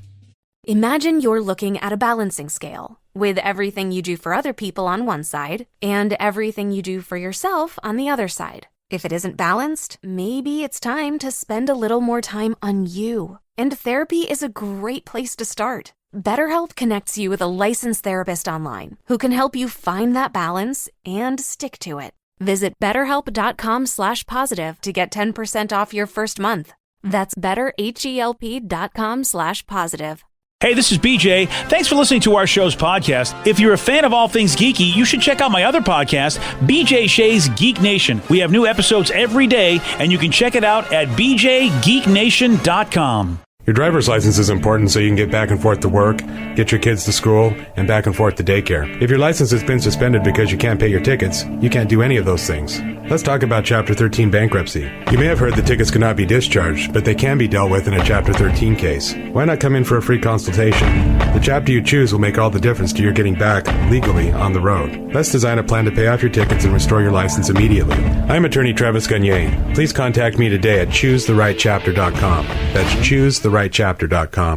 99.9 KISW, The Rock of Seattle. You got to check out this video on the BJ and Migs page of KISW.com. It's an improbable accident that happened as a father was teaching his son to drive. Oh, boy. This kid, he hit a pothole and then veered off to the side of the road where his right wheel drove up a retaining wall with cement blocks stacked like steps. And when the car stopped, it ended up resting on its left side. Luckily, everybody was okay, but it was filmed in the car's dash cam, so we got the audio for you. We'll go around behind Kroger so you don't have to deal with... There's a big hole right there. Oh, Sammy, you okay? Yeah. Yeah, that was a good one. Okay, buddy. So what now? I don't know. Turn the car off. All right. Are you hurt? I don't think so. Should I call 911? Yeah. Okay. I'm impressed by this dad. Yeah. I know my dad wouldn't have reacted like No. He was close. He was like, wow, and then he was just like, okay. That dad deserves an award, at least based on like how I was brought up. Like, I would never have experienced that. Like, I just think about the time when my dad tried to teach me how to drive, and it was actually came up this vacation. Really? Enough, because we were driving. I was driving. My parents are not doing all that. They're doing better, but they're getting older. And my mom's recovering from a hip surgery. My dad's on dialysis. It's a whole lot of stuff going on, right? But they're not able to get out of the house much. So when we went and spent time with them, we ate in every day. Like, we never left the house. Yeah. Like, they never went to a restaurant. But my mom still doesn't understand the concept of GPS, so she's just like, "Oh, Daddy will go with you." And then Dad's trying to get into a small rental car, and I felt bad because his like knees and hips, and I was like, "Dad, you don't have to come with me." He's like, "No, I'll make sure you get there." I'm like, I have GPS. GPS can get you anywhere." And he's like, "Oh yeah, I know," but I think he just wanted to go, which I get. So we're driving, and he's just like, "You're a real good driver," and I was like, this is like the nicest thing I think my dad's like ever said to him. He's like, he brought up, and he's like, both you and your brother, really good drivers. He's like, yeah, I think they're pretty good with you guys. And I should have bit my lip. You know what I mean? Like, because I was like, what? He's like, yeah, I think I did a good teaching you guys how to drive. I'm like, Dad, you didn't teach me how to drive. He's like, what are you talking about? I tell you how to drive. I'm like, you took me out once and I hit the brake a little too hard in a parking lot and you snapped on me and you yelled at me and told me to get out of the driver's seat. And then you drove us back home and said, you'll never teach me how to drive again. It's your brother's responsibility. And I was like, and he's like, oh, you got jokes. And I was like, no, that's not jokes, Dad. So now it's getting awkward while we're driving. I'm just like, why did I just say, yeah, Dad, you raised us right? It would have been a lot easier. But I, of course, was just like at a breaking point. I was just kind of annoyed. And I was like, this isn't a joke. This is the reality. It's like, oh. And then it got awkwardly quiet for like about 5 seconds. He goes, so what do you think about the Apple Play? And like he just completely it was like okay, change the subject. I think he realized. I think he had to assess in his head. No, I taught his brother how to drive, but I did snap because he didn't. He didn't teach me how to drive at all. And if I did that, he freaked out at me for hitting the brakes a little too hard. Isn't that weird? How your dad's brain just made it like, oh, I taught both of you. Both my mom and dad have created there are some things that have happened in our life. I'm like, my wife's like, that happened? I'm like, no. But you know what? It's a lot easier just to smile and nod than to correct them. And that was my mistake, was correcting him. But then eventually, then it became about, he was obsessed with Apple Play. Like, he kept asking questions about, I'm like, what? Why don't you just get Apple Play for your car if you like it so much? Such a weird thing. But I was like, hearing that, I just expected the dad was going to snap. And it was kind of cool to hear the dad was like kind of cool, calm and collected, and the kid seemed like he got his. He's like, should I call 911? Dad's like, I guess. You've got to see the video on the BJ and Migs page of KISW.com. We'll play it for you again. Again, this is a dad trying to teach his kid how to drive, and because the kid hits a pothole, ends up going up a retaining wall that has sort of like these cement blocks that are stacked like steps, and the kid drives up the retaining wall, and the car ends up on its side. We'll go around behind Kroger so you don't have to deal with. There's a big hole right there. Oh, Sammy, you okay? Yeah. Yeah, that was a good one. Okay, buddy. So what now? I don't know. Turn the car off. Are you hurt? I don't think so. Should I call 911? Yeah. I wish someone could get a picture of the two of them because we only see it from the dash cam. Yeah, the dash cam. They're sideways. That is just... Maybe you should have went around to Kroger, not behind it. Yep. I feel like, gosh, do you come back from this as the kid? It's, Yeah. it's like the first thing you think of whenever anything's going wrong is to put the brake on. And he just kept going. Well, some people, when you hear those stories of people driving into a store, they get panic mode and they step on the gas when they truly meant to step on the brake. Yeah, man. I know where the brake is. That's been my thing. Did you teach your kids how to drive? I did. I did a good job. I feel like I did a really good job. Sarah's not coming, Sarah. I want to hear. Yeah. So while she's coming in, Joe, do you remember, did Dad teach you how to drive? Oh, yeah. And it went okay? Yeah, it went great. He took me to a parking lot, put some cones down, taught me how to parallel park. I have to admit, out of all the teachings that he gave me, that might have been the best. Well, kudos. Dude, I got balloons. Because I always felt like the sight lines of the car are really hard to see. Yeah. And cones are not, like cones don't help when you're getting close. So I thought, we'll teach you just so you see how wide the car is. So I tied balloons to the cones. So from their eye level, they would see where the cones were. I wish I would have been like a random person out in the street seeing this. You'd be like, what kind of weird birthday party is this guy setting up for his Very kids? weird birthday party. Balloons on a cone. Yeah, I will never forget. He took me in the empty parking lot near our house, like at a park, and he did the whole balloon thing. And, I'm thinking about it, and you were a very, very good teacher. I don't think maybe I was the greatest student because I'm really not the greatest driver. Like, I can't really parallel park. I mean, now that I got a backup cam, I'm a little better. Yeah, buddy, girl. I can't really parallel park or back around a corner. And I did fail my driving test the first time I took it. But you did what you could to try to teach me. Well, if you ask anybody that's in this room that's driven with me, and of course your mother, they will tell you that you inherited all that from me. I'm not a great driver. Yeah, no. But at least you were patient teaching them how to drive. That was surprising for me. I'm kind of shocked by this. I am too. Yeah. Yes. I think we all were, because that was during your real crazy days. Yeah, you're right. I hadn't gone to therapy at that point. I just felt like I felt like the way I was taught I didn't like, so I was determined to teach you better than the way I was taught. And I think that's probably why I was. And the first thing I remember is I felt like my dad was mad at me for not being able to figure it out. And I thought, I'm not going to be that guy. That was my pops. He freaked out immediately. My driving lesson with my dad was under 5 minutes in length. Wow. And he was just like, no, your brother's going to have to teach you. And then my brother tried to teach me, and he snapped on me too. So then I was like, I don't even know. So then my buddy Andy in college taught me how to drive. Oh, he was a little more patient with you? Andy was very patient. But then again, I also saw him poop in the middle of the street while on mushrooms. So he owed it to me. Yeah, that's a good point. You're going to teach me how to drive, street pooper. Yeah, I got you leads when you were pooping in the public. The least you could do is show me how to drive a car. Let me use this car for my driver's test and everything. Wow. Yeah. That's a nice guy. I haven't noticed I don't know too many people, though, that got fired by, basically you were fired as a student by two different people. Yeah, so it was kind of a weird full circle moment to have my dad comment on how good of a driver I was, because I'm like, you did not think I was even worthy of being behind a wheel after 5 minutes with you. Yeah. Oh, man. Ah, you got jokes. Yeah. No, there's no punchline. He created a whole story. What's the punchline here, Dad? I did a good job with you kids. I just, he's telling his own stories, having his own life. Gosh, it makes me think about old people in general. I might have to just step back a little bit. The one thing I learned, though, I don't ever want to drive in New Jersey again. That might be the worst place to ever drive. Really? New Jersey? It's insane, dude. It's NASCAR everywhere. Everyone's flying down the streets.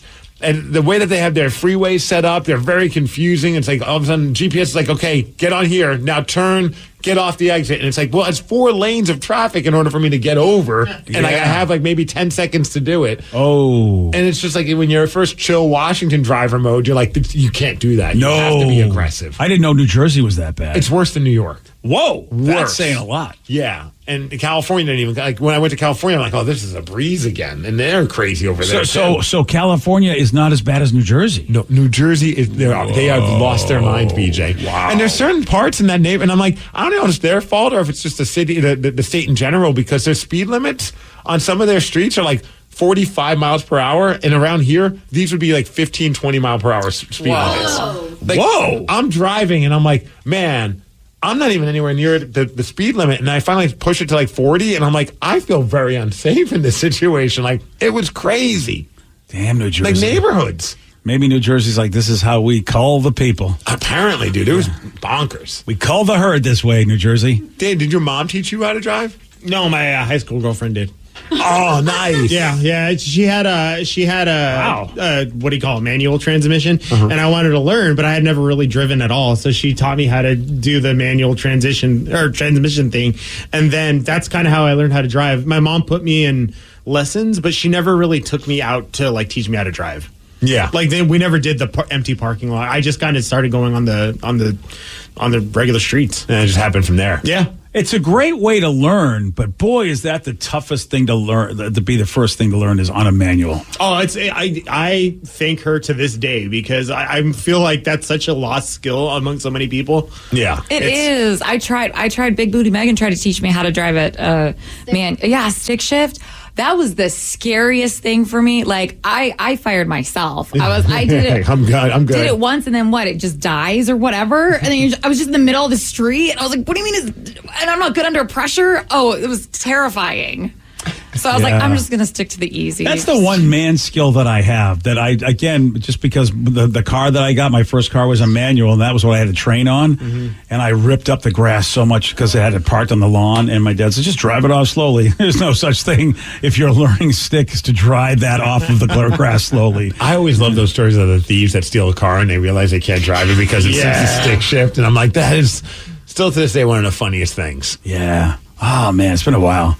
I had to drive them in. I drove one in San Francisco, which like here, you got the hills. Yep. And that's always a trip. That is when you know what's up. If you can drive stick on hills like San Francisco or downtown Seattle, you know what's up. Yeah. Otherwise, you're rolling into the car behind you. Oh man, was that terrifying? Because I had moved to San Francisco, not realizing that, there are a lot of hills, and you roll like, oh man, you learn to, of course, you burn the hell out of that pressure plate, but you learn how to ride that pressure plate, baby. Yeah. Man, I feel like a Beach Boys song. I got to imagine Vicky's dad taught her how to drive. Vicky's dad has got to go. So I did lessons, and both my parents taught me. However, as calm as my dad can be, when I tried to drive his car stick shift, that was when the meltdown happened. Like, okay. It sucked because his car, it's an older car. It's older than I am. The seat wouldn't move, and I got tiny little legs. I drive like a grandma. I have to be up in there, so I couldn't really reach the pedals, and he kept getting mad. I'm like, I can't reach. I need a booster. Your genetics made me this short. Exactly, both you guys. I'm screwed. I can't drive this car. So it lasted 5 minutes, but any other driving lessons were fine, except my mom, to this day, does the...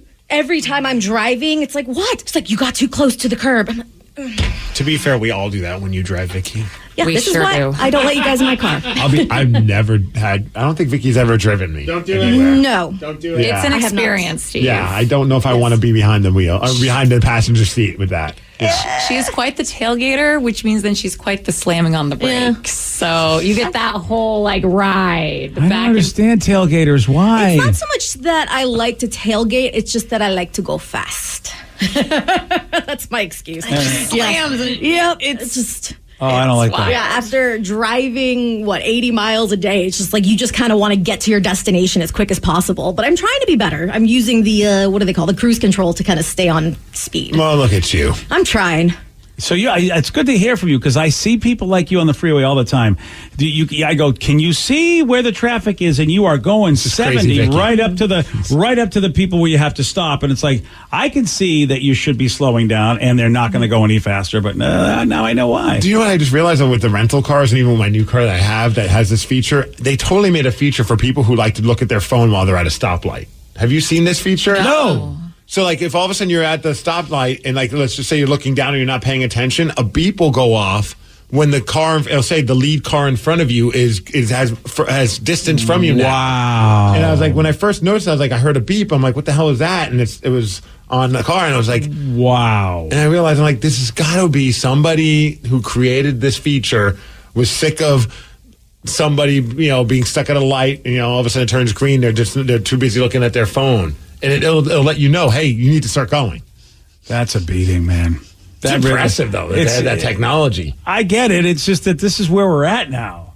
Well, I mean, we already have cars that help you parallel park. Well, I don't mind that. Cars that let you know when there's a car next to you. It just seems like it's just part of the evolution of these cars. You're breaking the law. Please stop breaking the law and move forward, as well as you're also holding people up. Yeah. Yeah. Okay. Fair Or enough. if you're taking a quick power nap. Yeah. I mean, that happens to the best of us, That's right? the key. That's the key. It's like, oh wait, no, it's Wake time up, for me to ass. go. Yeah. I almost said a bad word. Yeah, you did. There was a woman that caused a major scene on an airplane claiming that a passenger, she claimed a passenger isn't real. Oh, yeah, we got the audio. You're going to hear the meltdown at 8:17 on The Rock. BJ and Migs, mornings on The Rock, 99.9 KISW. A little short on college funds? BECU has your back. Our student loans are fixed rate, and they have no origination fees or prepayment penalties. It's just another way we put BECU members first. Check out our student loans at becu.org/student loans. BECU, power in people. Financing is subject to BECU membership, credit approval, and other underwriting criteria. Not every applicant will qualify. Federally insured by NCUA. 99.9 KISW, The Rock of Seattle. Well, Steve, it was a tough time for some folks like you traveling on planes. Uh-oh. Yeah. What happened? Well, you know how you get stuck in that stormy stuff. Oh, gosh, yeah. Yeah, that was a tough time. There was a woman also had a tough time. She had an epic meltdown on an American Airlines flight saying that another passenger on the plane was not real while she was heading towards the exit. Yeah. That's why you don't take acid when you go fly. Yeah. You wait till after you land. She also told passengers that they were going to die with them if they stayed on the flight. Okay. Luckily, oh my gosh, I'm looking at the video, and she just looks like straight up like soccer mom. Yeah, I mean, she doesn't look like she's completely insane. But I don't know what someone would look like, but I guess I was just picturing like maybe like a tie-dye outfit and like some, I don't know, like this total like full-on festival mode, but like she just looks like a mom. Or a tinfoil hat. Yeah, she looks relatively put together, and, you think, I would just expect her hair strewn everywhere, like she just had a massive bender. Maybe the clothes really weren't on her body too well. But I picture her talking to the manager, of course. Like she's got kind of like that kind of a vibe. She's got a Karen vibe. Sorry, Karen. But here's parts of the rant that people did get on TikTok from this woman that said that, some passenger wasn't real and they all gonna die. I'm telling you, I'm getting the off, and there's a reason why I'm getting off, and everyone can either believe it or they cannot believe it. But I am telling you right now that back there is not real, and you can sit on this plane and you can die with them or not. I'm not going to. Wow, what medication? What is happening? There's some thirsty, horny dude that's like, I'll go with you. I'm okay. You're right. Not real. That might have been me. Yeah. Yeah. Wow. I mean, what if there wasn't a real person in the back and you didn't know? Isn't that weird? I mean, I watched enough sci-fi stories. When she puts sunglasses on, it's like They Live. Yeah. Okay. What if she's like Shatner and she sees some dude on the wing, some monster-looking thing? Who knows, man? Dude, I almost pulled my cell phone out for a meltdown that happened on our plane.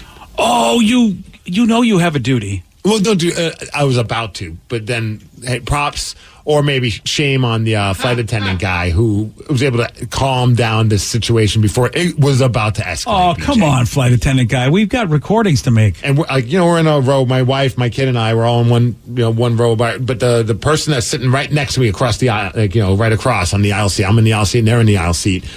So when we got to New Jersey, when we finally landed, because of all the thunderstorms, so we were supposed to land, they sent us to Washington, D.C. 5 hours later, we finally get on a plane, we get to New Jersey, but then there was nowhere for us to actually get off the plane. So we had to just sit on the runway and nothing. And of course, then the air is not circulating like it usually does. It was already hot there. So now it's getting progressively hotter and hotter on this plane. And we're in this plane for over an hour and a half, just kept being told any minute now we'll be able to finally get to a gate so we could get you guys off of this plane. Sorry for the inconvenience.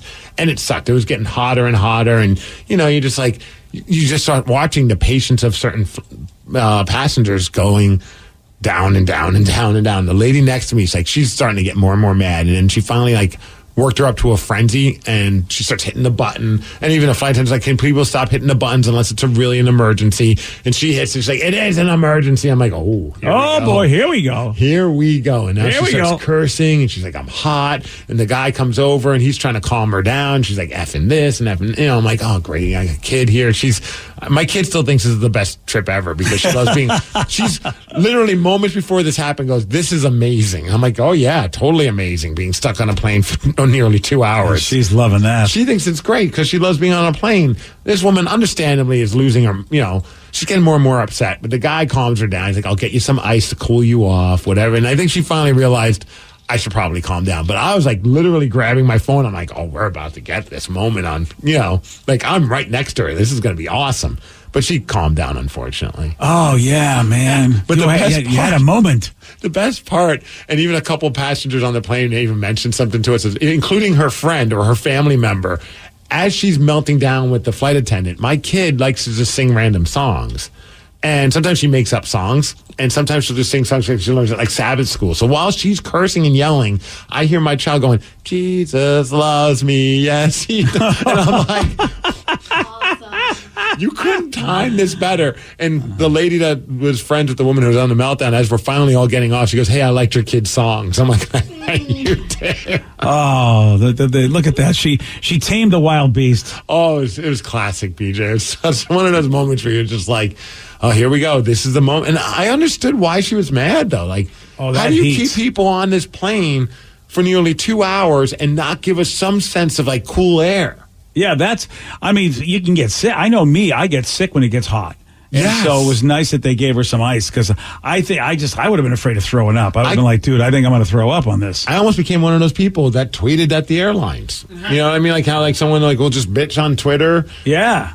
I sent them a DM. I was like, I'll go I'll try to slide in their DMs for you. I slid into the DM like, hey, at any point are we getting off this plane? Can you give us an update? They never got back.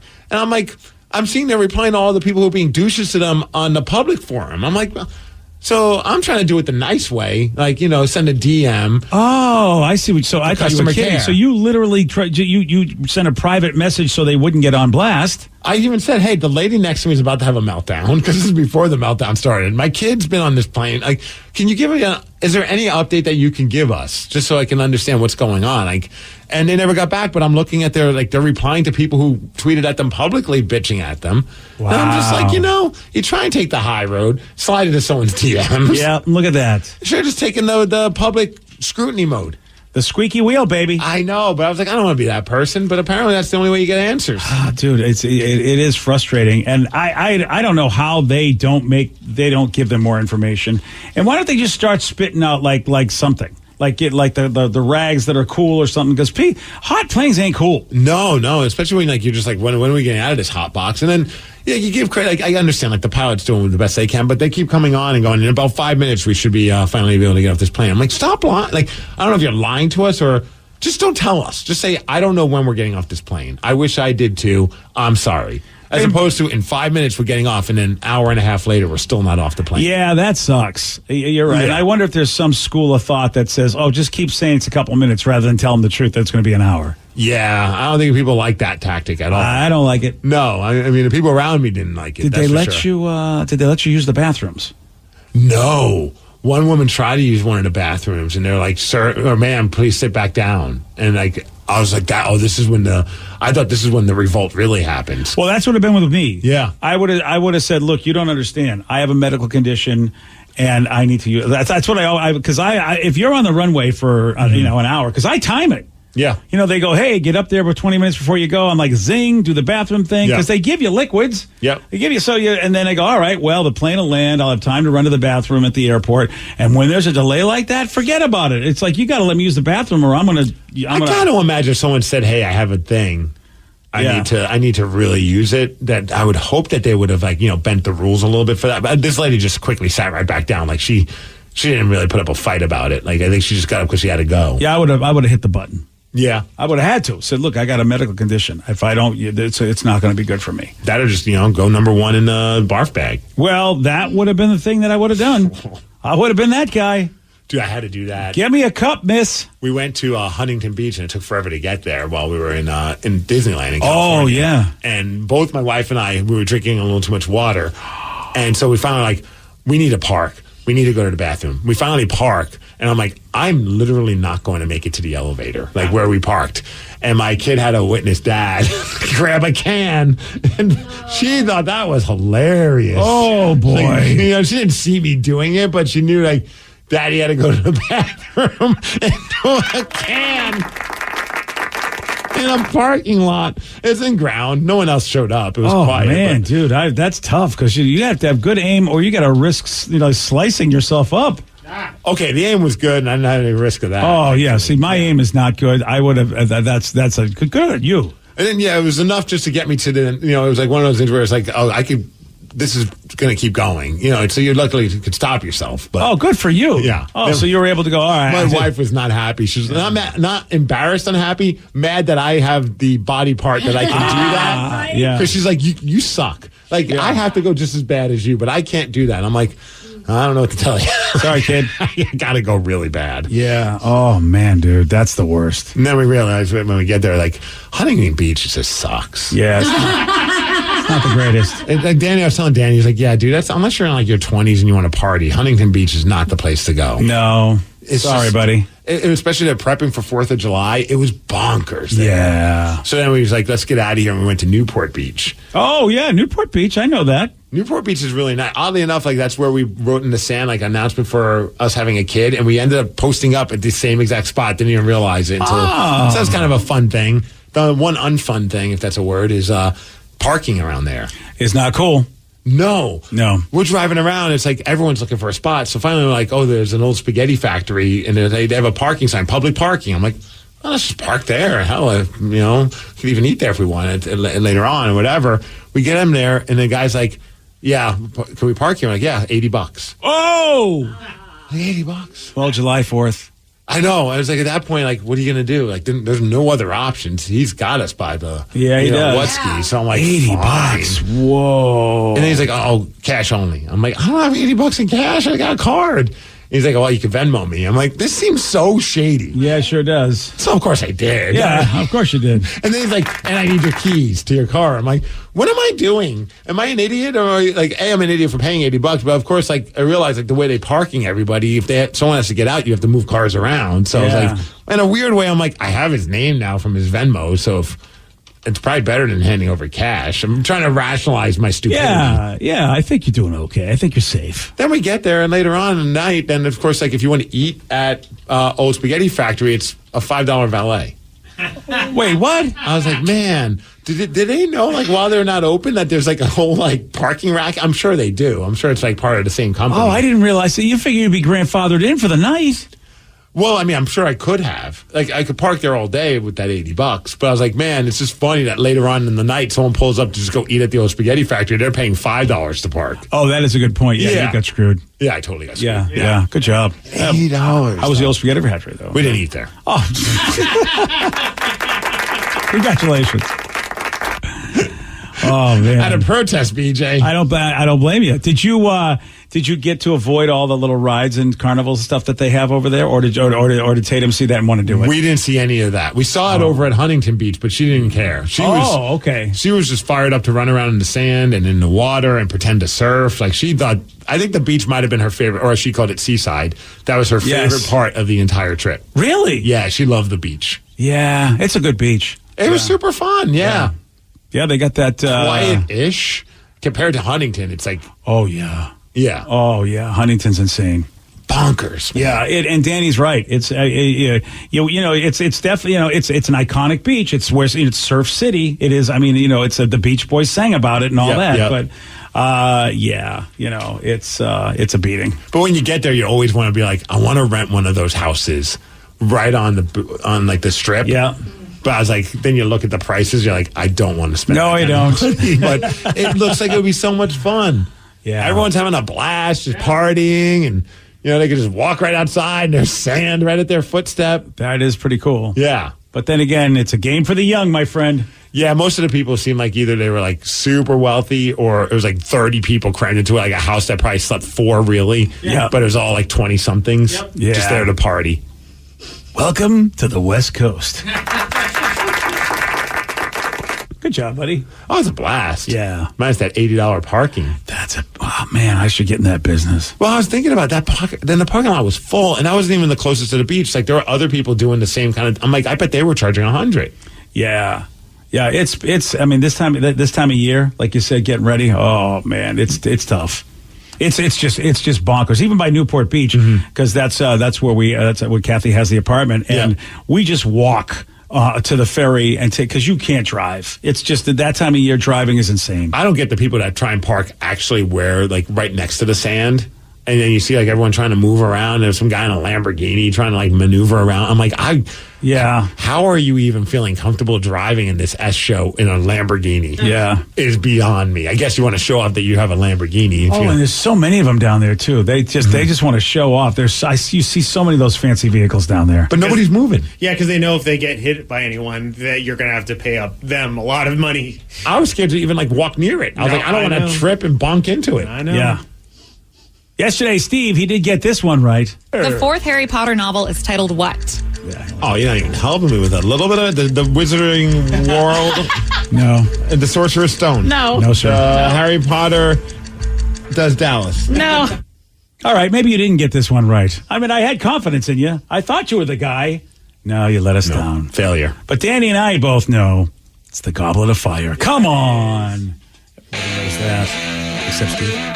You want a shot at beating Steve? You got it. 206-803-ROCK. We're playing Beat Migs. We'll do it at 847 on The Rock.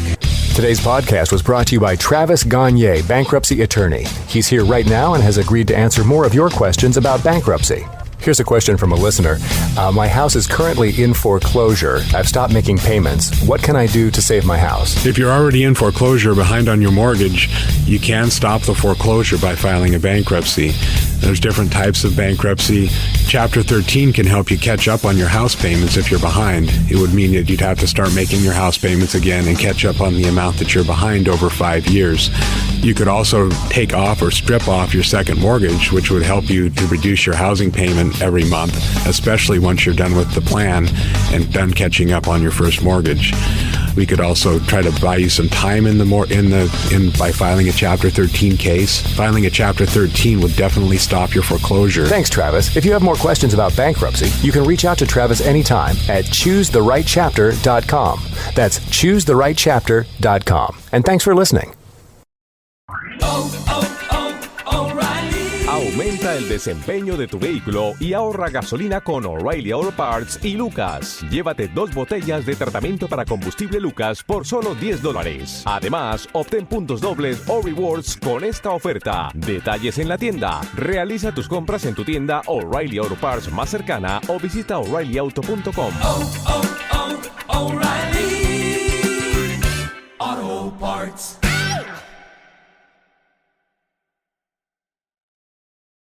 Are you dealing with a personal injury? Don't go it alone. Turn to the experienced team at Phillips Law Firm. Their attorneys have helped thousands of clients get the compensation they deserve. Call Phillips Law Firm now. Call 1-800-JUSTICE or visit justiceforyou.com.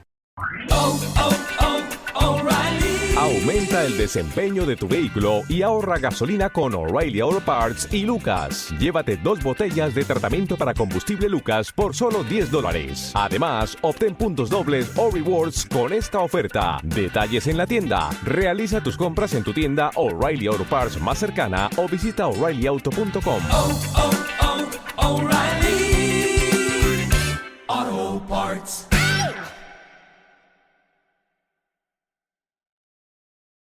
Hey, this is BJ. Thanks for listening to our show's podcast. If you're a fan of all things geeky, you should check out my other podcast, BJ Shea's Geek Nation. We have new episodes every day, and you can check it out at bjgeeknation.com. Your home is going into foreclosure and you feel like a financial wreck. You don't know where to turn for accurate information. I'm bankruptcy attorney Travis Gagne. Let's talk about some legal options. If we work quickly, we can propose a plan to save your home, modify the loan, or in many cases even eliminate your second mortgage. The consultation is free. I've helped hundreds of people just like you make informed decisions about whether to save their home or exit it on a reasonable, organized timeline. The chapter you choose sets the tone for the next chapter of your life. Please contact me today at choosetherightchapter.com. That's choosetherightchapter.com. 99.9 KISW, the Rock of Seattle. All right, it's happening. A little past the midway part of the season as far as games are concerned, and the Mariners got a 4-game winning streak. Undefeated in July.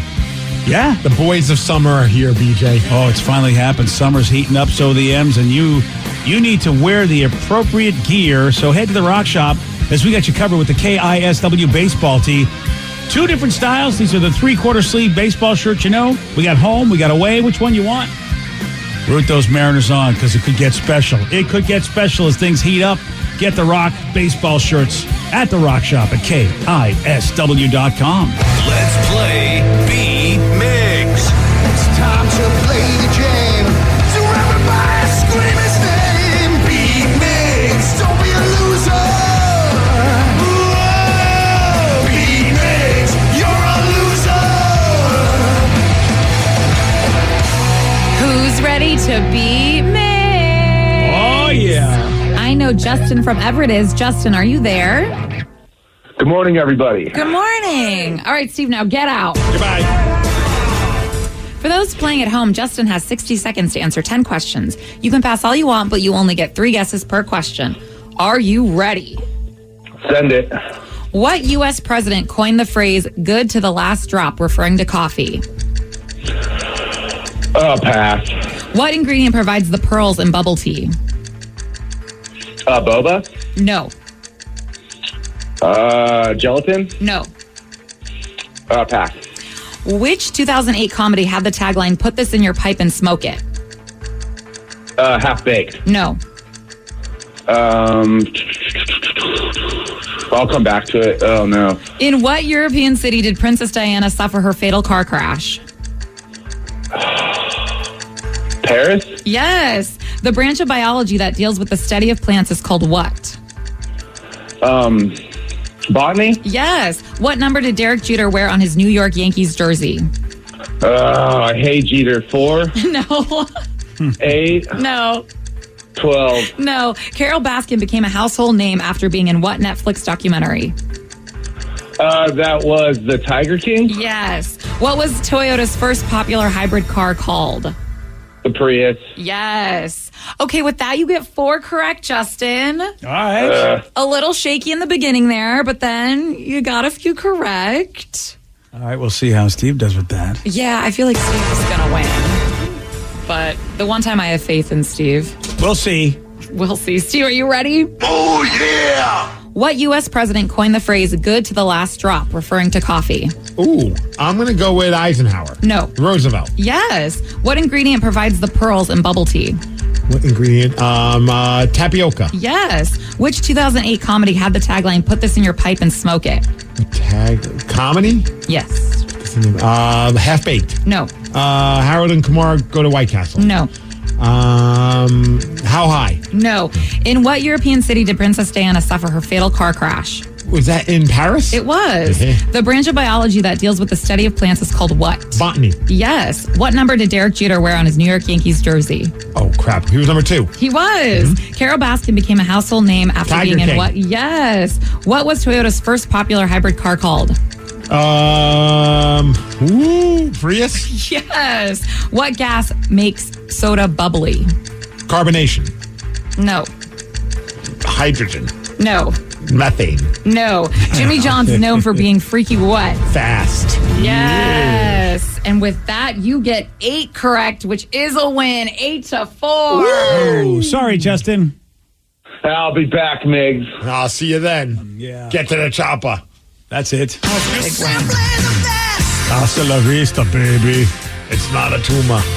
It's just a data divorce. Your clothes, give them to me. Now.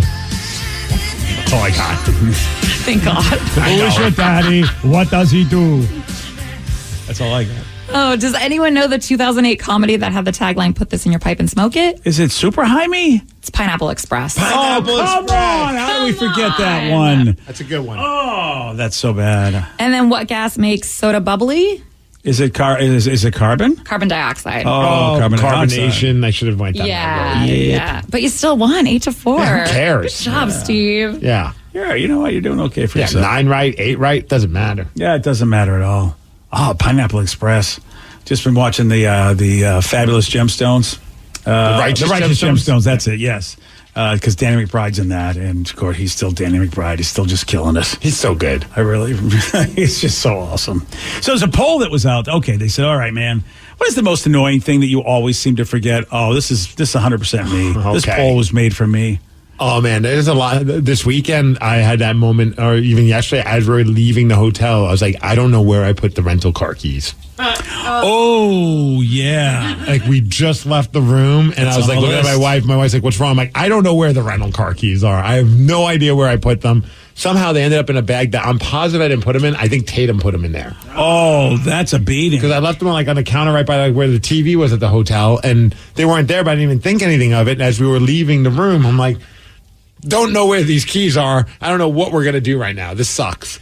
I actually had the exact same thing happen. My little brother grabbed my keys because he wanted to play with the trunk opener, and he put them somewhere. We took, 4 of us, an hour to find them. Oh. And, of course, they blended in. He put them on, the Bowflex that my parents have in the garage. Of course. And it's black, and my keychain has a lot of black stuff on it, so, couldn't find it. That's a beating. Yep, Yeah, that would have been fun. That's why, you know what, these kids, I think that's why you have a little hanger thing. That's why you get them. Yeah, but I mean, when you're in a hotel, you just kind of okay, I'll just put them here, and I don't have to think about a 3-year-old picking them up and putting them in a random bag in our. Now you got to bring one of those command strips, those command hangers, and attach them to every hotel you go to. That would be pretty funny. Or it can be like me, and I rage bought on Amazon the little Apple AirTags. So I can just connect it and just not have to worry about it. Amazon was like, yeah, we got you, Vicky. Yeah, well, your little brother, I feel like it's going to come in handy. Yes. Yeah. Oh, yeah. I'm gonna attach those to everything. Yeah, and to the little brother, as a matter of fact. Yeah, actually, yes. Might as well. I mean, at this point, until we can chip these kids legally, I say do it. I mean. So this one here has lately been happening to me, and I'm like, I don't want to believe it's because I'm old. Okay. And that's just walking into a room and going, why the hell did I walk in this room? Dude, I've been doing that since my 20s. Yeah. All right, I don't good for know, you. man. I don't know if that's an old, and maybe old age makes it a little bit worse, but there have been many times that I'll just go into another room and I'm like, I had no idea why I came here. Yep. Dude, I sit there and then I go, okay, I'm going to make this a memory challenge. And I look around trying to see any sort of visual sight sort of cue as to why the hell I'm here. See, I'm on the flip side. I'm like, I'm going to go back and sit on the couch and I'll figure it out when it pops back into my mind. Yeah, that's a good one. I wish I could be that way, but I don't want to go, I have to get up again. No, I get kind of mad and I do what BJ does, but if I still can't figure out why I went into the room, I go into the previous room I was in and I look around for clues. Like retrace your steps. I'm just like, what did I need from this room? And it pisses me off. I'll tell you, it trolls me because I'm like Steve. I'm like, when I finally give up, I walk halfway down the hallway and then it's like it hits me. Oh, I know what I came in here for. Yep. And that's like, now I got to walk back that way again. You son of a. I think that makes me think of, though, there are times I'll go to a store and I'm like, why did I come to this store? Like what? Oh, you know what I mean? Like wow. Like a grocery store mainly, not like a I've never had that happen. Oh, it has. Where I'm just like, I get there and I'm just like, I'm buying stuff that I see because I'm like, oh, I kind of want that, or I need some new deodorant. I just get some deodorant. I'm getting kind of low on my deodorant. And now I realize what did I come here for in the first place? Oh, I have done that. Okay, Yeah. I have done that where I have I didn't buy the original. I don't, Right. but I don't remember that I forget till I get home and go, oh, damn it, I was supposed to get this in the first place. Yeah. Oh, okay, I've had that happen. Yeah, my wife's giving me a hard. I'll come back. I'm like, I got all this cool stuff. She's like, did you get the bag of salad? There's like an Asian salad mixture thing that she loves. It's like, I'll be right back. Didn't get that. She's like, that's why you went to the store in the first place. Well, did I though? But I got deodorant. Yeah, I won't stink on the way back. How about that? I did it for the people. How about people's names, annoying things that you forget? That's a thing that just everybody does. I mean, unless you meet that savant and you want to just slap them silly where they just have the ability to remember people's names. I am so impressed by those people that can remember a name first time. And then whatever they figured out whatever their tactic is, it's impressive. when I have enough time to know I'm about to see somebody that I don't know who, like, I'm like, oh, wait, I think this, like, sometimes I'll go to the mall and there's always a dude that works at the mall and I'll be like, oh, he's going to come up to me. I got to remember his name. So I put it in my phone.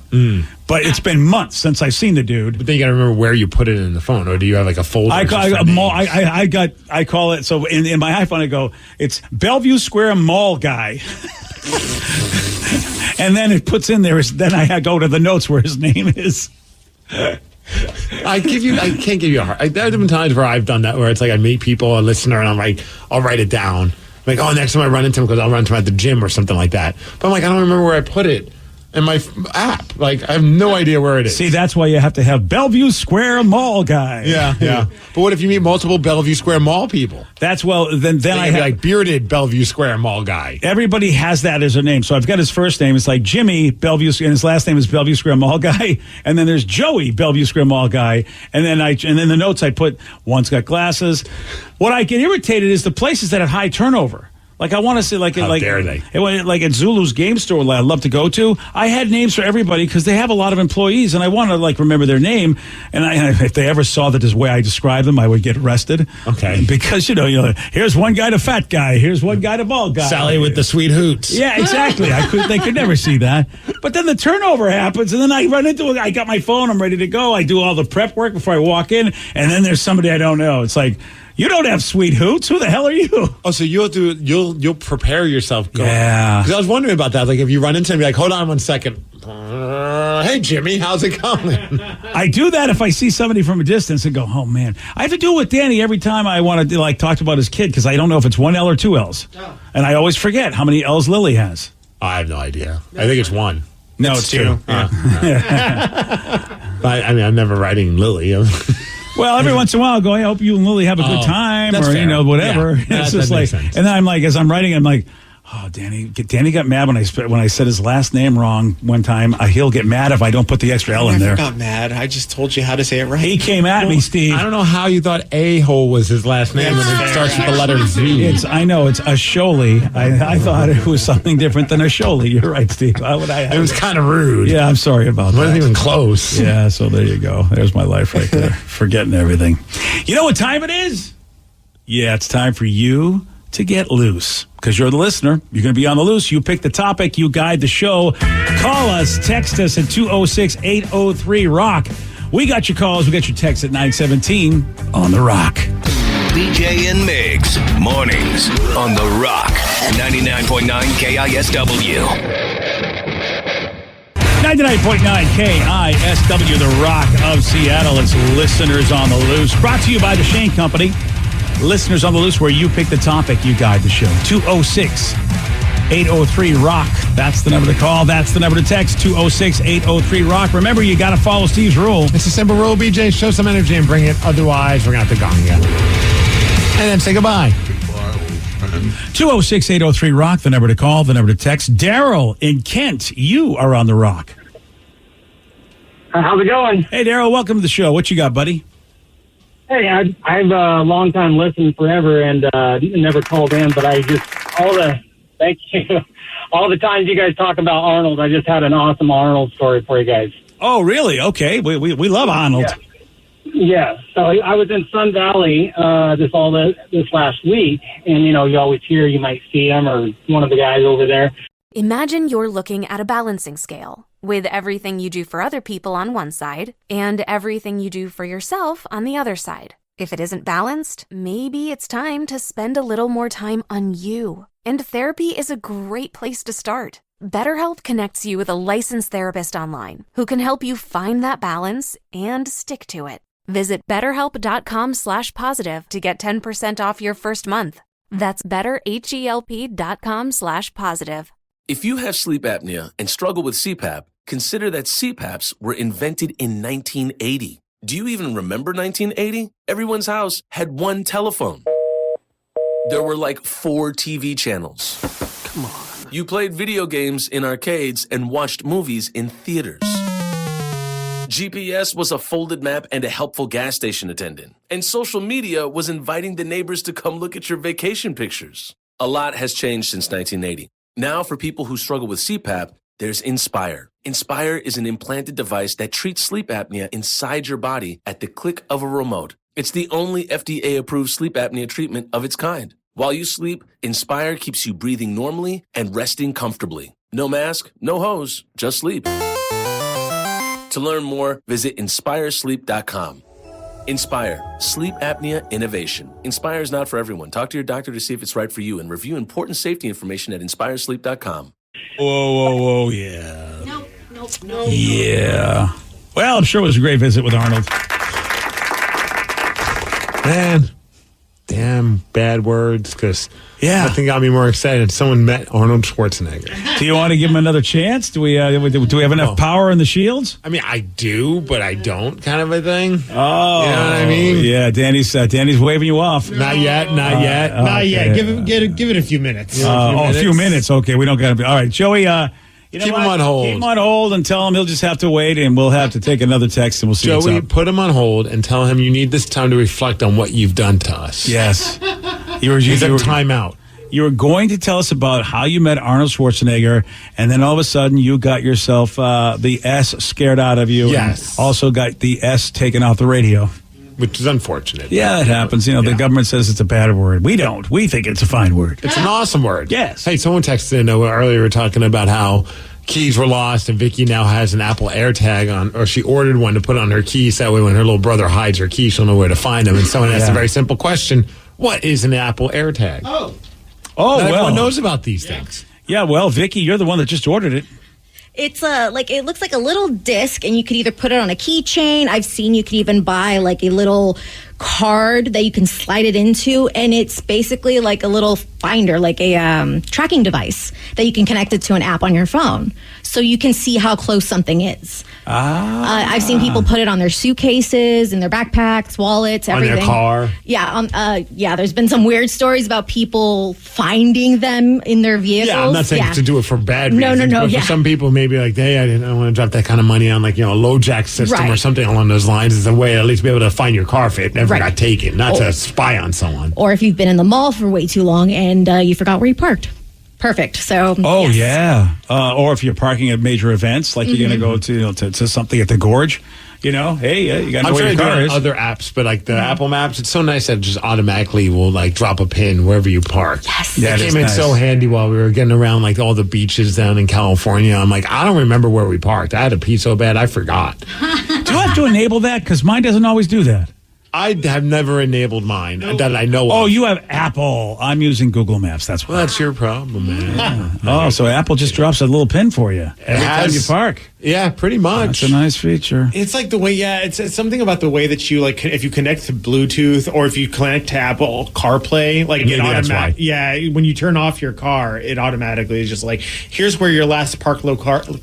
That. Yeah, you know what you're trying to say. Words. Yeah. Words are tough. It's Wednesday. Yeah, that's so the Apple AirTags, and I have heard about that, Vicky, where people were tracking what they thought was their unfaithful spouse. You know what's a weird thing though? When we landed at one spot, I kept getting alerts for airdrops or whatever. Like not the airdrops, not the airdrop thing, but like the Find My Phone feature or whatever. It was just showing up like all these, like this one was discovered, that one was discovered, and I'm like, it was telling me all these phones that are near me, but at first I thought like someone like got into my phone. I'm like, that's weird. Am I being hacked into? And I realized, oh no, it was just like letting me know about other people's phones for some reason. It was a weird glitch in the Matrix, I felt. Oh, that's weird that they're telling you if it's not the airdrop thing, like Jimmy's phone is right near you. Yeah, it was just very odd. Yeah. Yeah, because I was like, what's going on? And of course I'm having like a panic, and my wife's like, no, dummy, like we're around a bunch of other people's phones. It's probably just going weird for some reason. I'm like, yeah, you're right.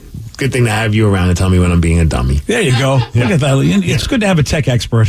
All right. Do you think we have? Can we get Daryl back on? Yeah. All right, we'll give him a try. Enough to give him this opportunity. Yeah. All right. So Daryl wants to tell us about how he met Arnold, the Schwarzenegger, this weekend. Arnold the Schwarzenegger. Is that his middle name? Is the? It's A.T. Schwarzenegger. Okay. So Daryl, you were in Sun Valley and you met Arnold. Yes. And I get out of my truck, and I turn around, and I see the Terminator walking right at me. And it scares me. And so anyways, and I say hi, and I got a bunch of kids with me, and they start, start kind of, getting after him, and I think, I'm the Arnold freak here, but the kids take the cake and everything, and we get a picture, and I tell him I'm a huge fan. He says thank you and all this stuff, and my wife's talking to him, and so anyways, kind of left it alone. It was awesome. It was just a cool experience. The next morning, I wake up in the hotel, and it's Sun Valley, so I'm like, okay, my wife's still sleeping. I got to go walk around, go see if, anybody else is out there lingering around. I go back there, and his Humvee is still in the same spot it was yesterday morning. So I'm like, okay, now I feel like a stalker, but I have to see him again. Now I'm by myself. Oh, boy. And so I'm like, I have to say hi to him, and at least get a picture with him, because I'll let all the kids get the picture. And, I'm 46. It's my generation that, our generation that loved them and everything. So I'm like, I have to talk to them. So I wait, and sure enough, he comes out in 5 minutes or so. And I walk over to him, and I start just blabbing, just a total, just Paul Rudd, oh, boy. And he's like, but he's being nice. He's smiling and everything. But he's just listening to me blab. And all of a sudden, he just kind of like cuts me off, and he's like, are you going to take the picture? It was really good. But he was super nice, super, super cool guy. And it just made my day. And that's awesome. I knew you guys would love it. Yeah, it was a lot of fun. I bet he deals with people kind of having those moments like you had all the time. And that's kind of his way of it. He's like, I know they want a picture. He's obviously just starstruck. Yeah. Let me just get right to the point. It makes it quicker for him, too. I think if I were Arnold, I would do my catchphrase and then just, I would say, 1 second, I'll be back, and then never come back. Oh, wow. You know what I mean? It's just like, oh, I forgot something in my car. I'll be back. And then... I think I'd say like a plan, like instead of get to the chopper, get to the picture. Oh, that's even better. I like that. Get to the picture. Just take it already. So that's going to be a tough one. You're trying to go out and like be at a place and people are there. Because usually a guy like Schwarzenegger, he's got enough cash. I would think he could go where he doesn't have to interact with the public. Yeah, but there might be in some situations where I'm not sure he wants to be bothered nonstop, but he probably still gets a kick out of people being excited to meet him. And you don't want to completely live a sheltered life. He probably wants to go out and do things. I wonder if it's because he's got the new show. Maybe and maybe he just wants to be more accessible. And every conversation, watch Fubar on Netflix. Yeah, take the picture. Make sure you tag Fubar. It was funny, watching Tatum, at Disneyland, meeting all the Disney characters, because it's like her meeting Arnold Schwarzenegger. Yeah. All of a sudden, she sees across the way, and there's, Goofy, and we're like, let's go get in line. And then, of course, the worst thing is when they're like, oh, the line's cut off. And you're like, oh, what do I got to give you? Come on, $5. Let's. $5. Look at you breaking out the big money. I didn't break out any money. I'm too cheap to do any of that. Especially too cheap. I'm too broke from Disney. Yeah, dude, we didn't even step foot into Disneyland. We got into the little area where they have all the restaurants, and I was already $100 deep in buying stuff for her. Wow! From the stuffed animals to a pin or whatever it may be. Damn, dude. Before you even walk in the place. Yep. Oh, yeah, they're selling you stuff left and right. Wow, that's a lot. But then I finally had a point. I'm like, we're getting all these great pictures with her and these characters. Dad wants a picture with one of the characters, too. Oh, I hadn't thought about that. But I don't want to be the guy, because you get kind of annoyed, when there's a family of 8 and they all want to get individual pictures. And I'm like, I get you waited in line for this, but they're going to cut this line off at some point. Hurry it up. Let's take a quick. Unless I want my individual picture, that's a whole different story. Well, I didn't do it. We eventually finally got one with the family with Pluto, because we already met him once. So I was like, you know what, Tatum, we're jumping in on this picture. Sorry. Yeah, you already got one with Pluto. Now we're going to be part of this. Now team all of us. Yeah, yeah. That's pretty funny. That is. But I did have to bite my lip a couple of times when they're like, hey, just so you know, Daisy might be walking away because she's got to take a break or whatever it is. So we're not sure how many of you will get pictures, but if anything, you get a quick picture as she's walking away. And I'm looking at these families that are taking 30 pictures with them. I'm like, hey, can we speed it up? There's other families. I'm I didn't say it because I was like, it's the happiest place on earth. And yeah, it is. Who am I to make their lives miserable? Unless you're trying to take a picture. I don't know why they don't just say, well, Daisy will be right back, and then get another Daisy to come out. Just 2 seconds, just like that. They usually do. But sometimes it's there. They need to clear the area so that way they can set up for the parade or something like that. Look at Dan. That's the one thing I learned is if you want to get on a ride a lot quicker, time it for whenever one of the big parades happens. Oh, yeah. Because as you have the app and it tells you like the wait times, all of a sudden the wait times dipped massively when one of the big parades were. I'm like, let's go. My wife's like, well, you want to parade? I'm like, no. Rides are 5-minute waits right now. These are usually 25, 30 minutes. Oh, that's genius. Yeah. Oh, man. And also, I finally figured out how they are able to gauge the time on like the wait times. Okay. I don't know if you guys ever thought about that, but I have. They hand somebody in line like a little key card and say, hey, can you hold this? And then give it to the person at the front of the line. Oh. And so we were lucky enough to be that person. Oh, they gave you a key card. Oh, yeah. So it says, this card is used to help provide you guys with the most accurate wait times. Please hand this card to a cast member at the end of the line. Thank you. I felt so much pressure. It's funny you mentioned that because the first time they ever gave me a key card, I was like, what did I win? Is this like some kind of special fast pass? I legit thought the same thing. I'm like, we're going backstage, babe. Yeah. And then it's like, oh, no, it's just so that way they you don't get anything? They give you nothing for it? No, you have to give it away. You can't even keep it. No, it's just they Not a piece of candy with it or anything? Nothing. Oh, they got to hand something out. Yeah, a key card. They hand out the key card with a little lanyard on it. I gotta hold this thing in the sun and the heat all day long, right? Until I get up to the front of the line. Yeah, it's so heavy. It's no different than your key card that you put around your neck. Yeah, well, I gotta hold it in my hand, though, and I want something for the effort. And you bet your ass I put it around my neck to let everyone see that I'm the man of responsibility. Oh man, I almost wanted to run off and just keep it. Yeah. And just mess up the wait time on that ride. Oh, that would have been so awesome. And then come back like 3 hours later and be like, here you go, Becky. I play the pass back game. That way they never get to the front of the line. Oh, that's even better. You don't have to run off and go, hey, Becky, they gave this to me, but you give it and pass it along. I wonder if anybody does pocket it and keep it. Oh, I'm positive. It's like, damn it, I paid all this money. I'm keeping this thing. You don't give me candy. They do. Yep. Yeah, you know what? I keep the key card. I'll eat that. I don't care. I gotta wait a long time with these lines. Spent hundreds of dollars here, and look what I got. This stupid red card that says, hey, give this to Becky at the front of the line. That is interesting. I don't know if I would. It depends on what mood I'd be in. Wait, I paid you how much to get in here, and now I have to help you people do your job? Why don't you have a guy with a little clicker? Have somebody stand by here. Get a cast member. Why do I got to do your job for you? But then there's idiots like me that are like all fired up about it. I'm like, this is amazing. Yeah, I don't know why you're all fired up about it. You didn't get any candy or anything. I got nothing. You got nothing. No. And you wore this sweaty thing around your neck. And how many people put that lanyard around their neck? Oh, probably thousands. Yeah, they don't spray it, I bet. I bet they don't. No. And my wife sure as hell wasn't holding it because she's like, germaphobe. Yeah, so it's on you. She's like, here, take this. Yeah. Oh, that's fantastic. All right, let me get some of these sweat juice on me so I can do your job for you. And no candy.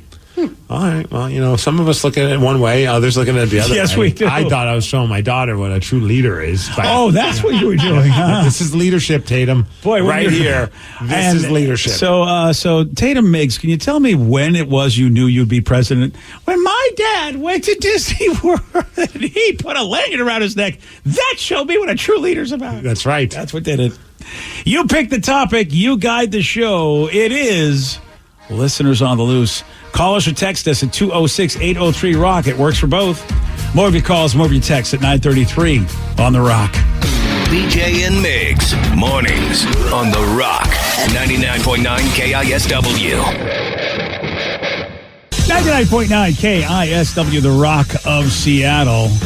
It's Listeners on the Loose. You pick the topic. You guide the show. 206-803-ROCK. The number to call. The number to text. I like this text just because of pure excitement because it's written in all caps and the way that they ended is just great. It just said, what was Tatum's favorite ride?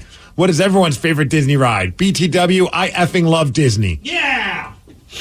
Someone's really fired up about Disneyland. Yeah. Or Disney World, I guess you could say. Yeah. Well, yeah, I haven't been to Disney in a real long time because the last place I went, and I'm thinking it was over 10 years ago because we went, and that was the Universal Studios. And Yes. that's the last theme park I've been to. Nice. For the Harry Potter ride, which I really did like. Tatum's favorite ride. That's a tough one because I feel like the one that she was most fired up about, and also because she kept wanting to do it, and there was almost like a moment where she was pulling an "I told you so" on Mom and Dad. It was a canoe ride. I don't even know. It was like in Star Wars land. Yeah. I don't know what the hell it was even called, but you're on a canoe. Yeah. It's I can't.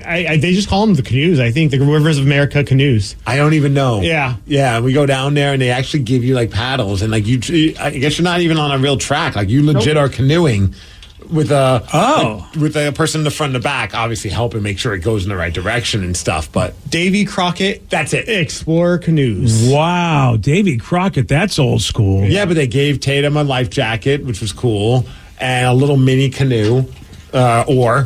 Yeah, an oar. Yes. They gave her own canoe and just sent her on her way. And then the whole group of us. But the guy that was the guy that was running the leader, he was hilarious. He's cracking jokes. He's goofing on people who aren't even trying. At one point, he's like, "How come this kid's trying harder than the rest of my kid's trying her best?" But like, doesn't know what she's doing. But it was a blast, and she had so much fun doing that. And that was her. You think that was her favorite? I'm pretty sure because she kept bringing it up, and she also loved a lot of the carousels. Like we did all the carousels, all the different ones, all different themed ones, and that was a blast. For me personally, it's Space Mountain, but I didn't get to enjoy it because that was frowned upon to dip out on mom and daughter to go do it for myself. Oh man, they don't understand. Some call that selfish. They don't understand. That's your jam. Yeah. I thought you at least get to do it once. No, and dude, the whole trip is it's there. We're there for Tatum, and I had a blast just like watching it through her eyes when she was in a good mood. Happiest place on earth. She was for the most part. Like I have to admit, like she had a couple pouty face moments, but like some of these kids are just having meltdowns, and she never did that. Yeah, it's a tough place, man. I don't know if the grandkids come. I don't know about taking them to Disneyland or World for that reason. Yeah. She also loved the Disney Junior Dance Party. It was just a room where they had like a full-on show, and then like all the characters came out and they started dancing, and she was dancing. Oh yeah, it was. I was smiling from ear to ear, just watching. It was just pure chaos. But she worked her way up to the pit, which was kind of cool. Okay, whatever it is, like the Disney pit, the little front area. You're like, you want to dip out on us and go in the front? She's like, yeah. And we're like, yeah, go ahead, because she was staying by our side. Sure. And once we gave her the green light to do it, she was gone, and she's just jumping. She worked her way up right to the front of the stage. I'm like, okay, I feel like this is going to be her when she starts going to concerts. Yep.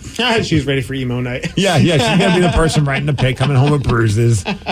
So, Danny, what is your favorite ride? It has to be the ride that's tattooed on me, the Haunted Mansion. Oh, there it is. Yeah, I love the Haunted Mansion. And ever since I was 3 years old, that's the only ride that I wanted to go on, and it was just like over and over and over. I was like obsessed with the ghosts, and the goats too.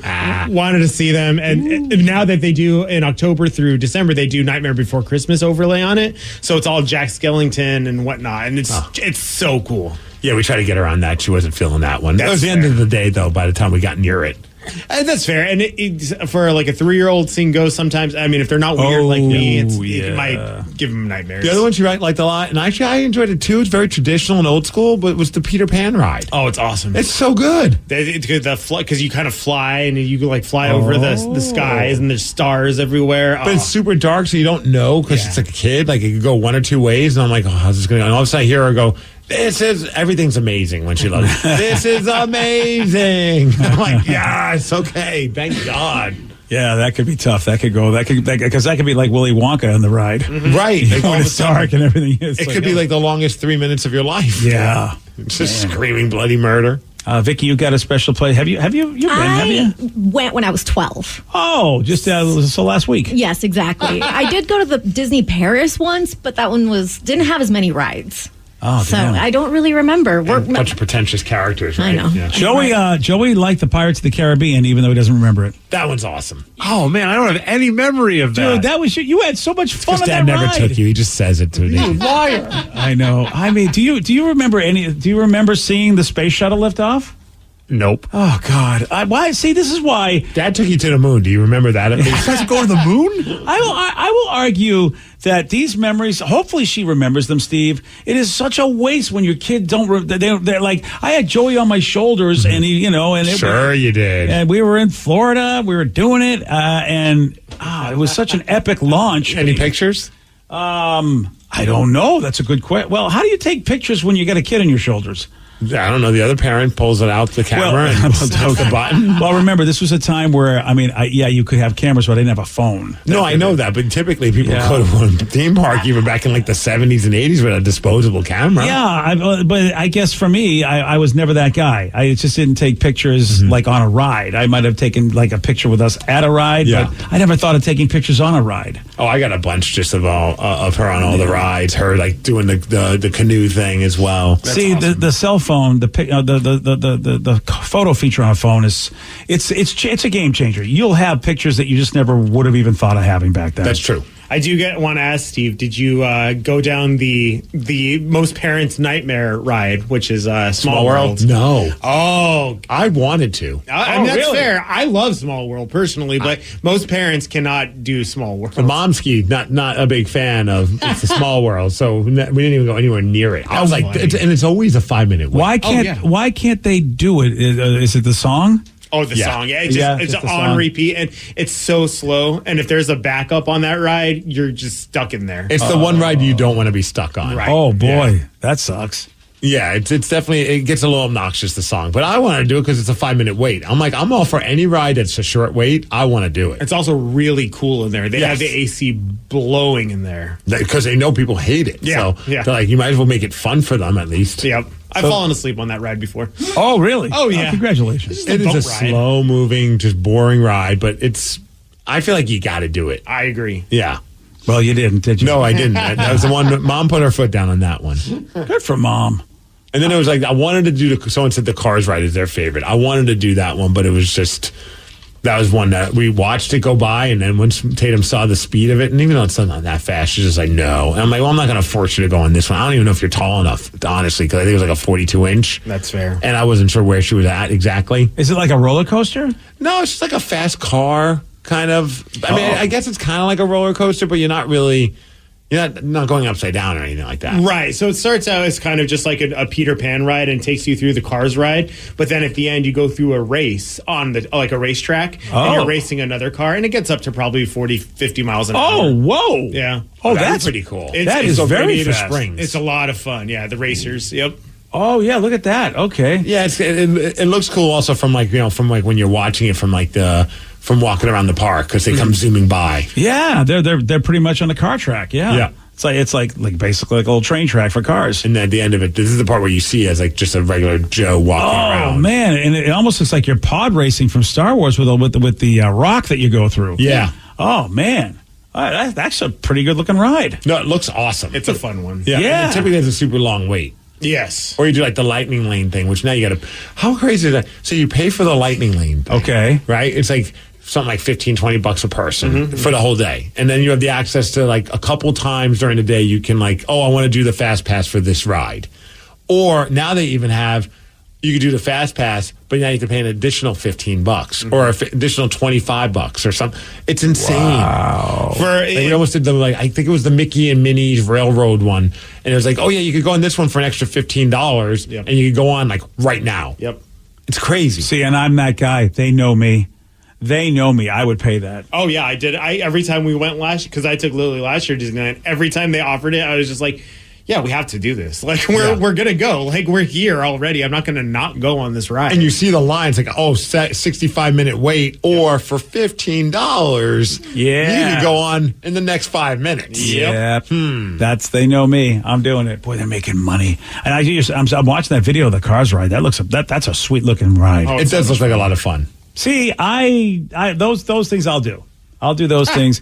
And of course, whatever, the Star Wars stuff that they have, I haven't been, at some point I expect to do that if there's a little kid involved. Because being the grandparent, it's like, all right, they got 2 kids they're taking, me and their kid. Yeah. Because I'm going to want to go on those rides too. I honestly think you guys, we need to just take like a show trip to Disneyland and do like the Star Wars stuff, because without a kid, it's even better because you get to go and just like spend time and really like look at all the architecture they did, do all the rides, and then go to the bar that they have. Can we convince them that they'll do our radio show, or do we want to just not have to do a show and just go on vacation? I think those days might be gone. I don't know if they do that anymore. They do, but they don't ever invite us. Why? Because what? We're not cool enough? I guess so. Oh. I've seen them. We got service. Is it Mickey, Goofy, I or know, who? right? What's going on and get us in there? Damn. I mean, I don't know. Would you guys want to just go on vacation, or would you want to, or you have to get up in the morning and work? I think that would be tough to do. Well, if I'm bringing my kid, I'm getting up in the morning regardless. Yeah, it's just waking me up. Yeah, so. you'll actually get to pawn her off on Mom if you're working. That's true, babe. Sorry. Yeah. Part of my job means I was dared to ride Space Mountain repeatedly. Got to do it. Yes. Yeah. Yeah. I'll That's see a you tough in one. 3 hours.